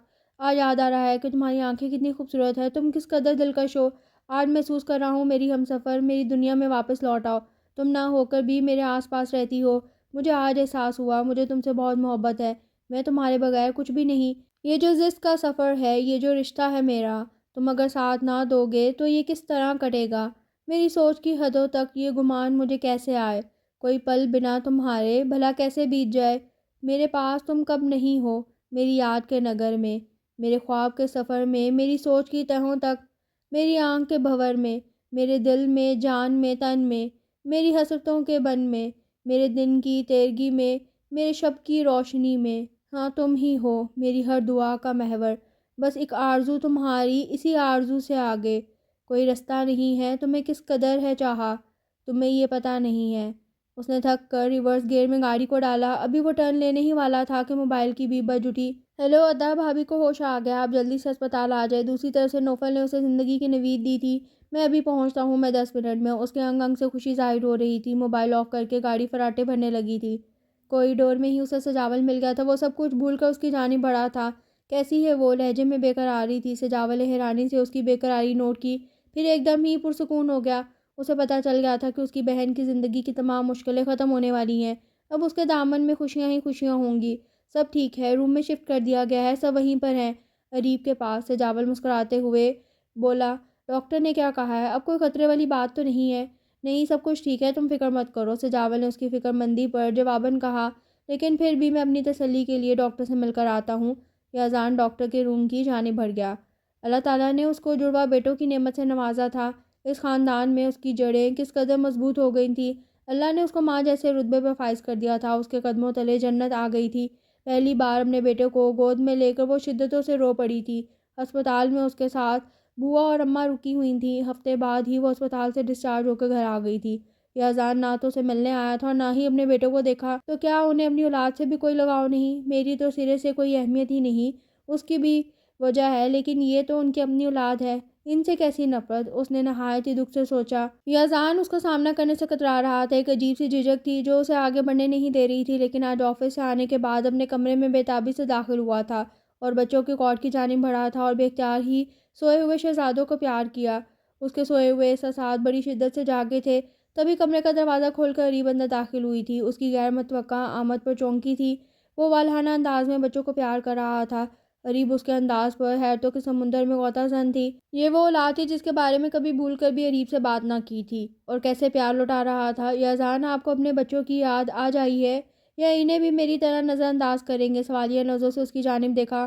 یہ اذان نے اس کی بات سن کر گود میں اٹھائے ہوئے شاذل کو دوبارہ کاٹ میں لٹایا۔ بچوں کے نام شاذل اور بازل رکھے تھے حمزہ اور احمد کے کہنے پر۔ پھر آہستہ قدموں سے چل کر اس کے قریب آ کر اس کو بغور تکنے لگا۔ ماں بن کر وہ اور بھی خوبصورت نظر آ رہی تھی، آج بہت پر اعتماد نظر آ رہی تھی۔ پہلے ڈری سہمی رہتی۔ یہ اذان کو اپنے قریب آتے دیکھ کر وہ نروس ہو گئی تھی، نظریں جھک گئی تھیں۔ یہ اذان کو سمجھ نہیں آ رہی تھی کہ وہ اپنی شرمندگی کیسے ظاہر کرے۔ ابھی وہ سوچ ہی رہا تھا کہ وہ دوبارہ کمرے سے باہر جانے لگی۔ یہ اذان نے اس کو ابھی مزید اور ستانے کا ارادہ کیا تھا۔ اتنی جلدی ابھی کھلنا ٹھیک نہیں۔ اس کی پکار پر رک گئی تھی۔ تمہیں کیا لگتا ہے کہ مجھے میرے بیٹوں کی پرواہ نہیں ہے؟ کیا تم ہی سب کچھ ہو ان کی؟ میرے بیٹوں کی ماں بن کر تم میرے دل میں جگہ بنا لو گی تو یہ تمہاری خوش فہمی ہے، ایسا کچھ بھی نہیں ہے۔ اور ہاں، چاہے میں نے اپنی اولاد کی خوشی شیئر کی ہو یا نہ کی، اولین وہ میری اولاد ہے اور میرے ہی بیٹے کہلائیں گے۔ یہ اذان کے لہجے میں فخر بول رہا تھا۔ اریب پتھر کی مورت کی مانند اپنی جگہ کھڑی تھی۔ آپ کبھی بھی نہیں بدل سکتے یہ اذان، آپ ہمیشہ دکھ ہی دیتے آئے ہیں، تو آج کون سا الگ کہیں گے؟ میں ہی پاگل ہوں جو آپ سے اچھائی کی امید باندھتی ہوں۔ یہ کہتے ہی وہ کمرے سے چلی گئی۔ کچھ دن اور مزید تمہیں تنگ کرنے کا ارادہ ہے میری جان، پھر تمہاری ہر شکایت دور کر دوں گا۔ یہ اذان کے چہرے پر بڑی دل فریب مسکراہٹ در آئی تھی۔ اماں، وہ آگے کچھ کہے بنا مائزہ رونے لگی تھی۔ کیا بات ہے مائزہ بیٹا، کیوں رو رہی ہو؟ اماں نے پریشان ہو کر پوچھا۔ اماں، وہ انہیں ہوش نہیں آ رہا، میں انہیں اٹھانے گئی تو پتہ لگا انہیں تیز بخار ہے اور بالکل ہی بے ہوشی کی حالت میں ہے۔ میری تو کچھ سمجھ میں نہیں آ رہا کہ میں کیا کروں، اس نے اپنے آنسو پوچھتے ہوئے کہا۔ ارے تو ڈاکٹر کو بلاؤ۔ وہ اٹھ کھڑی ہوئیں اور مائزہ کے ساتھ اس کے بیڈ روم میں داخل ہوئیں اور سجاول کے قریب بیٹھ گئی۔ مائزہ ان کے فیملی ڈاکٹر کو فون کرنے لگی۔ جاؤ برف والا پانی لاؤ، ٹھنڈے پانی کی پٹیاں رکھتے ہیں۔ جی ابھی لاتی ہوں میں، ڈاکٹر ہاشمی بھی آتے ہی ہوں گے، کہہ رہے تھے کہ 10 منٹ میں پہنچ رہا ہوں۔ وہ بتاتے ہی کمرے سے چلی گئی۔ پھر تھوڑی دیر بعد ٹھنڈے پانی کا باؤل لے کر آئی تھی۔ تم جب تک پٹیاں رکھو میں ابھی آتی ہوں، اماں اس کو کہتے ہی کچن میں چلی آئیں۔ ڈاکٹر ہاشمی کے آتے ہی وہ اس کے قریب سے اٹھی تھی اور ڈاکٹر کو بیٹھنے کی جگہ دی تھی۔ وہ اس کا معائنہ کرنے کے بعد بولے، ڈپریشن کی وجہ سے بخار ہو گیا ہے، زیادہ پریشان ہونے کی ضرورت نہیں ہے، یہ دوائیاں وقت پر دیتی رہیں، انشاءاللہ صبح تک ٹھیک ہو جائے گا۔ بخار نہ اترے تو مجھے کال کر لینا۔ اوکے اب میں چلتا ہوں۔ آئیے انکل، میں آپ کو باہر تک چھوڑ آتی ہوں۔ تھینک یو بیٹا، آپ یہاں رہو، میں خود چلا جاؤں گا۔ اوکے اللہ حافظ۔ ان کے جانے کے بعد وہ پھر سے پٹیاں رکھنے لگی تھی۔ اماں کی مدد سے اس نے سجاول کو دوائی کھلائی تھی اور پھر اماں کو بھی آرام کرنے کا کہہ کر ان کو کمرے میں بھیج دیا اور خود اس کے قریب بیٹھ گئی تھی۔ نہ جانے کب سجاول کی آنکھ کھلی تو وہ اس کے قریب اپنی ہی بازوؤں میں سر دیے سو رہی تھی۔ اس کو ایسے ہی رہنے دیا اور خود کمبل اوڑھ کر سونے لگا، کیونکہ اب مصنوعی بیمار رہ کر تیمارداری کروانا چاہتا تھا۔ صبح جب وہ اس کو ناشتہ کروانے کے بعد دوائی دے رہی تھی تو اس نے دوائی کھانے سے انکار کر دیا۔ تم دوائی کیوں نہیں کھا رہے؟ اس نے حیرانگی سے کہا۔ میری مرضی، میں نہیں کھا رہا، اس نے بڑے آرام سے جواب دیا۔ پر مجھے کھلانی ہے، چپ کر کے کھا لو، مائزہ نے غصے سے کہا۔ کھا لوں گا اگر تم مجھے معاف کر دو، پلیز ایک بار معاف کر دو، ورنہ یوں ہی مر جانے دو۔ اچھا ہی ہے، میرے مرنے سے تمہاری جان چھوٹ جائے گی، سجاول نے تلخی سے کہا۔ تم اس طرح کیوں باتیں کرتے ہو؟ کیوں ہر لمحے مجھے اذیت دیتے ہو؟ اگر تم نے ایسی کوئی بات کی تو میرے سے برا کوئی نہیں ہوگا۔ اس نے تیزی سے اس کا بازو تھام کر اپنی طرف موڑا تھا۔ کیوں میں ایسا نہ کہوں؟ مانتا ہوں غلطی مجھ سے ہوئی ہے، لیکن اس کی سزا بھی تو پائی ہے۔ اپنی جان سے پیاری بہن کے آنسو میرے لیے کسی عذاب سے کم نہیں تھے، اور اب تم بھی اس طرح کا بیہیو کر رہی ہو۔ مجھے خود بہت دیر بعد محسوس ہوا تھا کہ میں تم سے محبت کرتا ہوں۔ مجھے معاف کر دو، اگر نہیں کر سکتی ہو تو میں ملک سے باہر چلا جاؤں گا، کبھی نہ واپس آنے کے لیے۔ اس کی بات پر وہ اس قدر پھوٹ پھوٹ کر روئی کہ سجاول اس اچانک اقتدار پر بری طرح بکھلا کر رہ گیا۔ مائزہ پلیز خاموش ہو جاؤ، اماں یا کوئی بھی کمرے میں آ سکتا ہے، وہ کیا سوچیں گے؟ سجاول نے بے بسی سے روتی مائزہ کو دیکھ کر کہا۔ وہ چپ ہونے کی بجائے اور تیزی سے رونے لگی۔ سجاول نے اٹھ کر پہلے دروازہ بند کیا، پھر اس کے قریب بیٹھ گیا۔ دیکھو میں بہت جلد ہی تمہاری دنیا سے چلا جاؤں گا، اب تمہیں کوئی تکلیف۔ اس کی پوری بات بھی نہیں ہوئی تھی کہ وہ بھوکی شیرنی کی طرح اس کی طرف لپکی، ایک زور کا ہاتھ اس کے سینے پر مارا اور اس برے طریقے سے اس کا گریبان پکڑ کر کھینچا کہ سارے بٹن ایک جھٹکے میں ٹوٹ گئے۔ جب تمہاری مرضی ہوگی تم میری زندگی میں آؤ گے، اور جب جی چاہے گا چلے جاؤ گے۔ تم نے مجھے سمجھ کیا لیا ہے؟ میں ایک جیتی جاگتی انسان ہوں، میرے بھی احساسات ہیں۔ کیوں تم ہمیشہ میرے احساسات سے کھیلتے ہو؟ نہایت ہی دکھ محسوس ہو رہا ہے مجھے تمہارے اس فیصلے سے، میں کتنی نفرت کرتی ہوں تم سے۔ چلے جاؤ میری نظروں کے سامنے سے، تم اس قابل ہی نہیں ہو کہ تم سے محبت کی جائے۔ اس کے اس رد عمل پر وہ ایک ثانیے کو گڑبڑا کر رہ گیا تھا۔ مائزہ آئی ایم سوری، میں تم کو دکھ نہیں دینا چاہتا ہوں، پر انجانے میں تمہیں دکھ دے جاتا ہوں۔ I love you, really I love you, میں تمہارے بغیر نہیں رہ سکتا۔ سجاول نے اس کو اپنی باہوں کے گھیرے میں لیا اور وہ اس کی باہوں میں بڑھتی چلی گئی۔ وہ بھی اس کے بغیر کہاں رہ سکتی تھی؟ اس کی محبت اس کی رگ رگ میں لہو بن کر دوڑ رہی تھی۔ آج محبت نے اپنا آپ منوا لیا تھا۔ وہ شاذل اور بازل کو فیڈ کروانے کے بعد ان کو سلانے لگی تھی کہ یزدان بیڈ روم میں داخل ہوا۔ بچے یزدان سے بہت مانوس ہو گئے تھے، باپ کو پہچاننے لگے تھے۔ دونوں 3 ماہ کے ہو گئے تھے۔ شاذل اور بازل باپ کو دیکھتے ہی اس کی جانب لپکے تھے۔ اب کہاں کا سونا اور کیسا سونا! یزدان ان کی اس ادا پر قربان ہو گیا تھا اور ان دونوں کے قریب بیٹھ کر ان کو پیار کرنے لگا تھا۔ اتنے میں اریب ان کے درمیان سے اٹھ کر اس کے صبح آفس کے لیے کپڑے نکالنے لگی۔ بھابھی، شاذل اور بازل سو گئے کیا؟ نرمین دستک دے کر کمرے میں داخل ہوئی تھی۔ نہیں جاگ رہے ہیں اریب، یہ کہتے ہی کپڑے لے کر باہر چلی گئی۔ ادا اس کو میں لے جاؤں؟ نرمین نے شاذل کو اٹھاتے ہوئے کہا۔ ہاں لے جاؤ، میں نے کیا منع کیا ہے؟ نہیں نہیں، اس کو دینے کی ضرورت نہیں، اس کو مجھے دیں۔ نوفل اور حمزہ نے شاذل اور بازل کو اسے جبرتے ہوئے کہا۔ ادا نوفل کو کہیں اس کو مجھے دے دیں۔ نرمین اس سے لڑنے لگی۔ کیوں، تمہیں کیوں دے دیں؟ تم صبح سے ان کے ساتھ ہو، اب ہماری باری ہے۔ یہ کہتے ہوئے وہ بچوں کو لے کر باہر چلے گئے اور ان کے پیچھے نرمین یزدان ان کے لڑنے پر بے ساختہ ہی ہنس پڑے تھے۔ پاگل ہیں بالکل ہی، اور پھر چینج کرنے کے لیے واش روم میں چلا گیا۔ جب بات لے کر باہر آیا تو اریب بچوں کے بکھرے ہوئے کھلونے سمیٹنے لگی تھی۔ وہ ٹاول بیڈ پر پھینک کر بالوں میں برش کرنے لگا۔ اریب نے ناگواری سے ٹاول کو دیکھا تھا۔ یہ وہاں کرسی پر بھی پھیلایا جا سکتا ہے، تم کر لو، بات ایک ہی ہے، یزدان نے اطمینان سے کہا۔ ہم سب کہیں جا رہے ہیں، اب اس نے صوفے پر بیٹھتے ہوئے کہا۔ کہاں جا رہے ہیں ہم؟ اریب نے سوالیہ نظروں سے پوچھا۔ جہاں پر میں لے کر جاؤں گا، ظاہر سی بات ہے وہیں تم بھی جاؤ گی، میرے بیٹے اور بہن بھائی۔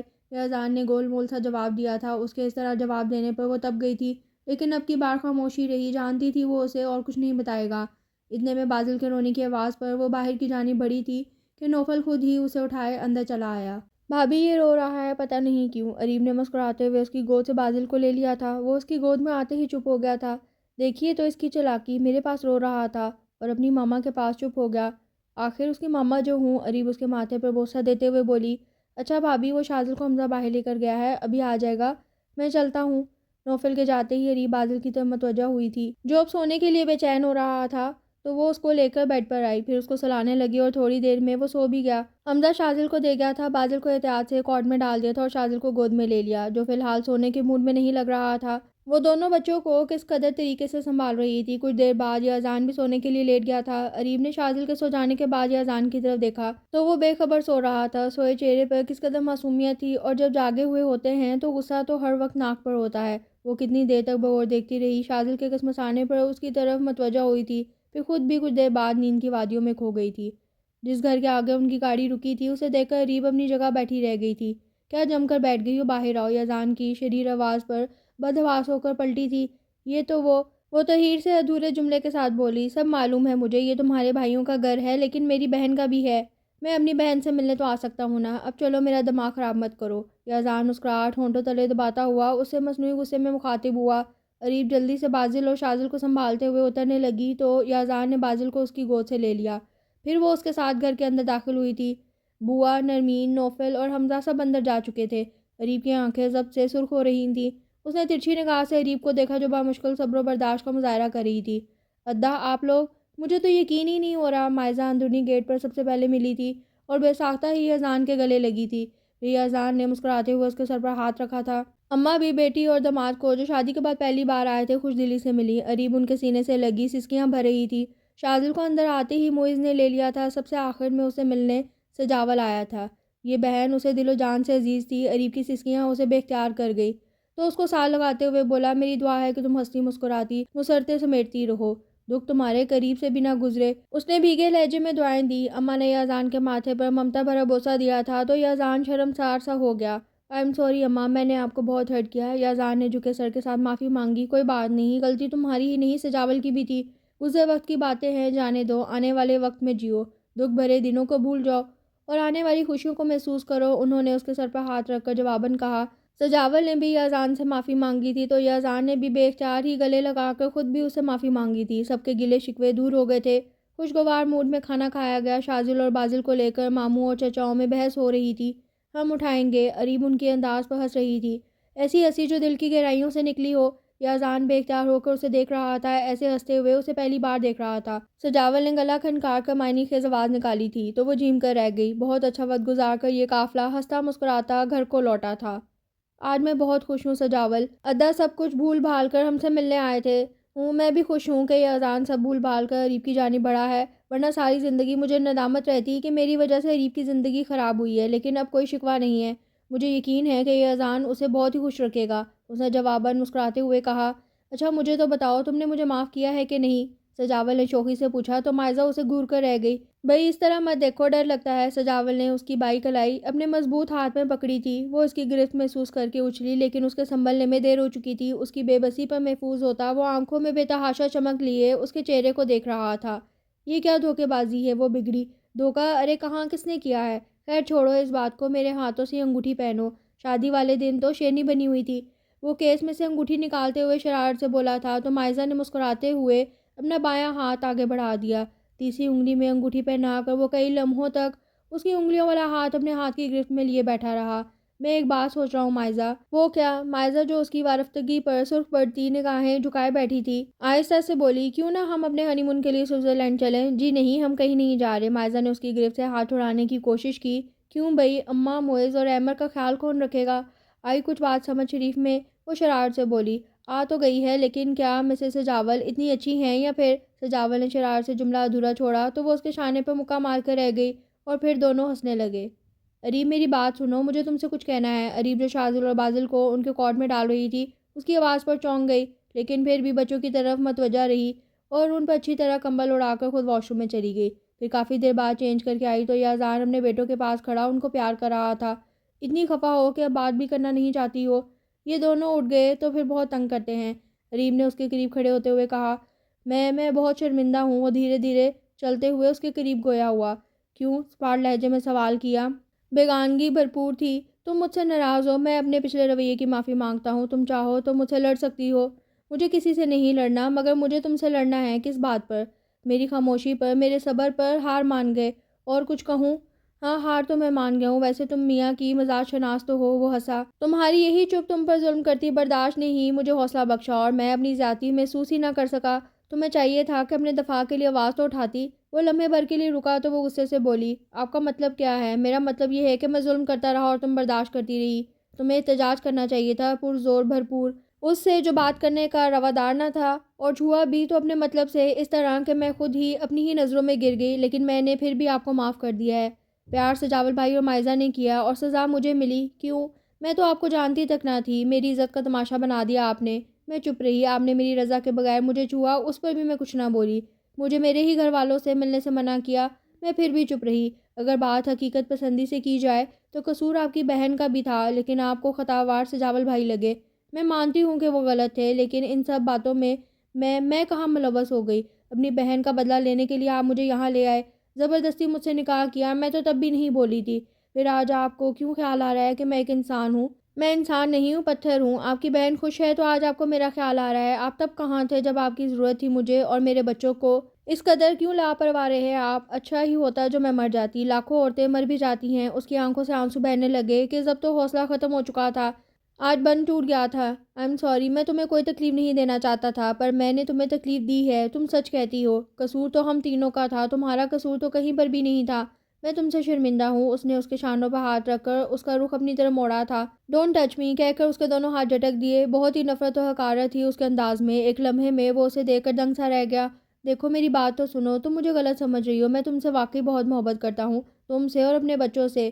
میں تو تصور بھی نہیں کر سکتا تم لوگوں کے بغیر رہنے کا۔ تم جب موت کی دہلیز پر کھڑی تھی تو یقین کرو میں بھی اس درد کو محسوس کر رہا تھا۔ تب میں نے جانا کہ میں تمہارے بغیر کچھ بھی نہیں ہوں۔ مجھے احساس ہوا کہ میں تم سے کتنی محبت کرتا ہوں۔ بلیو می، میں جھوٹ نہیں بول رہا۔ اور اس کی بے یقین آنکھوں میں جھانک کر بولا، آپ اگر یہ ڈائلاگ نہ بھی کہیں تو میں آپ کو چھوڑ کر نہیں جاؤں گی، مجھے اپنے بچوں کے لیے یہاں رہنا ہے، میری مجبوری یہ ہے کہ میں آپ کے بغیر نہیں رہ سکتی۔ وہ اپنی جگہ پر دراز ہوتے ہوئے بولی۔ تو اور کیا کہوں، اپنے بچوں کے لیے ہی آپ یہ سب کر رہے ہیں، میرے لیے تو نہیں۔ وہ بیزاری سے گویا ہوئی۔ یہ سب میں تمہارے لیے ہی کر رہا ہوں، چھوڑو یار ناراضگی، جو ہوا بھول جاؤ۔ اگین آئی ایم سوری، وہ اس کی طرف جھک کر بولا۔ سوری یہ چھوٹا سا لفظ بول کر لوگ سمجھتے ہیں کہ بڑے بڑے دکھوں اور بڑی بڑی زیادتیوں کی تلافی ہو جاتی ہے۔ وہ بے آواز رو پڑی۔ پلیز رو نہیں، یہ بھی سوچو یہ چھوٹا سا لفظ دل کی گہرائیوں سے بولا جاتا ہے، اس لیے اس کی کوئی پیمائش اور کوئی پیمانہ نہیں ہوتا۔ پشیماں آدمی کو مزید خوار کرنا ناراضگی میں شمار ہوتا ہے۔ بہت ستایا ہے آپ نے، وہ عورت تھی جلد ہی زیادتیاں بھلانے لگی۔ اب چاہوں گا بھی تو اتنا ہی، اسے اپنے قریب کرتے ہوئے وہ خمار آلود لہجے میں بولا۔ یہ وہ محبت نہیں ہے جس کا آپ دعویٰ کر رہے ہیں۔ اس کی گرم جوش قربت، آنکھوں کی بے باکی، کیمل رنگ کے کرتے شلوار سے اٹھتی مدہوش کن مہک، مضبوط بازوں کی گرفت اتنی سخت تھی کہ وہ مزاحمت کرنے کی ہمت خود میں نہ پا رہی تھی۔ محبت یہ وہ نہیں ہوتی، محبت سے محبت ہوتی ہے۔ اس نے اس کی آنکھوں میں جھانکا، اس کی سمٹی ہوئی گرفت سے وہ مدہوش ہو گئی۔ یہ کام مجھے اگر کرنا ہوتا تو بہت پہلے کر چکا ہوتا۔ اس کے انداز میں ذرا تبدیلی نہ آئی۔ سجاول بھائی سے آپ کی کیا بات ہوئی تھی؟ وہ اس کے بدلے ہوئے انداز پر بکھلائی۔ اس وقت میری اور اپنی بات کرو جانم۔ اس نے ترش انداز میں اس کے بال بکھیرے۔ کون سی بات؟ اس کی ساری خود اعتمادی ہوا ہونے لگی۔ اظہار محبت، اظہار وفا کی باتیں، تاکہ میں بھی مطمئن ہو جاؤں کہ تم بھی مجھ سے محبت کرتی ہو۔ اس کی بھاری آواز مزید بھاری ہو گئی تھی۔ ہر بات کہہ دینا ضروری تو نہیں، وہ سنجیدگی سے بولی، لیکن کبھی کبھی کہہ دینے سے دل خوش ہو جاتا ہے، اور یوں بھی میں خاصا بے اعتبار بندہ ہوں۔ وہ اس کا ہاتھ اپنے ہاتھ میں لیتے ہوئے شوخ لہجے میں گویا تھا۔ مجھے آپ کو اعتبار کرانا بھی نہیں ہے، آپ بے اعتبار ہی رہیں۔ وہ بھی شوخ لہجے میں گویا ہوئی۔ اس کی مخمور نگاہوں اور مہکتی قربت نے اس کے احسان خطا کر دیے تھے۔ اچھا ٹھیک ہے نہ کہو، پر ایک دفعہ میری آنکھوں میں تو دیکھو۔ اس کا شرمایا گھبرایا حسین چہرہ شوخیوں پر اکسا رہا تھا۔ دیکھو نا میری طرف پلیز۔ اس کی مونچھوں تلے ہونٹوں پر جاندار مسکراہٹ تھی۔ وہ شاذل جاگ گیا ہے، میں اس کو دیکھتی ہوں۔ وہ اس کی گرفت کا حصار توڑتے ہوئے شاذل کی جانب بڑھی، جو اپنی مندی مندی آنکھوں سے اریب کو دیکھ رہا تھا۔ پھر اس نے اس کی جانب ہاتھ بڑھائے تو اس نے فوراً ہی اسے گود میں لے لیا۔ یزدان بھی ان کے قریب آ گیا تھا۔ میری محبت کا اندازہ یہاں سے لگائیں۔ اریب نے اس کی توجہ اس کے بیٹے کی جانب کروائی، جو ہو بہو باپ کی کاپی تھے، بہت ہی خوبصورت۔ تو یزدان نے ہنستے ہوئے بازل کے گال چومے تھے، تو وہ باپ کو دیکھنے لگا تھا۔ دیکھیں آپ نے اس کو بھی جگا دیا، اب سے دونوں مجھے سونے نہیں دیں گے۔ اریب نے یزدان کو گھورا، جو بازل کو گود میں لے کر پیار کر رہا تھا۔ وہ بھی باپ کے پیار پر کھلکاریاں بھرنے لگا تھا۔ اس کی اس ادا پر وہ دونوں ہی ہنس پڑے تھے۔ کوئی بات نہیں، آج ہم دونوں ہی جاگیں گے اپنے بیٹوں کے لیے۔ کیوں بیٹا؟ بابا صحیح کہہ رہے ہیں نا؟ اس کو لیے یزدان بیڈ پہ بیٹھ گیا تھا۔ اریبی شاذل کو اٹھائے اس کے تھپتھپانے پر پھر سو گیا تھا۔ وہ اسے بیڈ پر احتیاط سے لٹانے لگی، لیکن بازل کے ایسے کوئی ارادے نہیں لگ رہے تھے۔ یزدان اس کو سلانے کی کوشش کر رہا تھا، لیکن وہ ماں کے پاس جانے کے لیے مچل رہا تھا۔ اریب نے ہنستے ہوئے اسے گود میں لے لیا اور بولی، بچے سنبھالنا اتنا آسان کام نہیں ہے جناب۔ یزدان اس کو اسی طرح دیکھتا رہا، پھر آنکھیں موند لی۔ ممتا کے پھیلتے رنگوں نے اس کی شخصیت کو بہت پاکیزہ رنگ دے دیا تھا۔ نائٹ بلب کی روشنی میں یزدان کا وجیح چہرہ شاندار سراپا نمایاں تھا۔ وہ مکمل مردانہ وجاہت کا شاہکار تھا، اتنا خوبرو، اتنا پرکشش کہ ہزاروں دلوں میں دھڑکن بن کر دھڑکتا۔ تو تعجب خیز بات نہ تھی۔ ایسے کیا دیکھ رہی ہو؟ یزدان نے پوچھا۔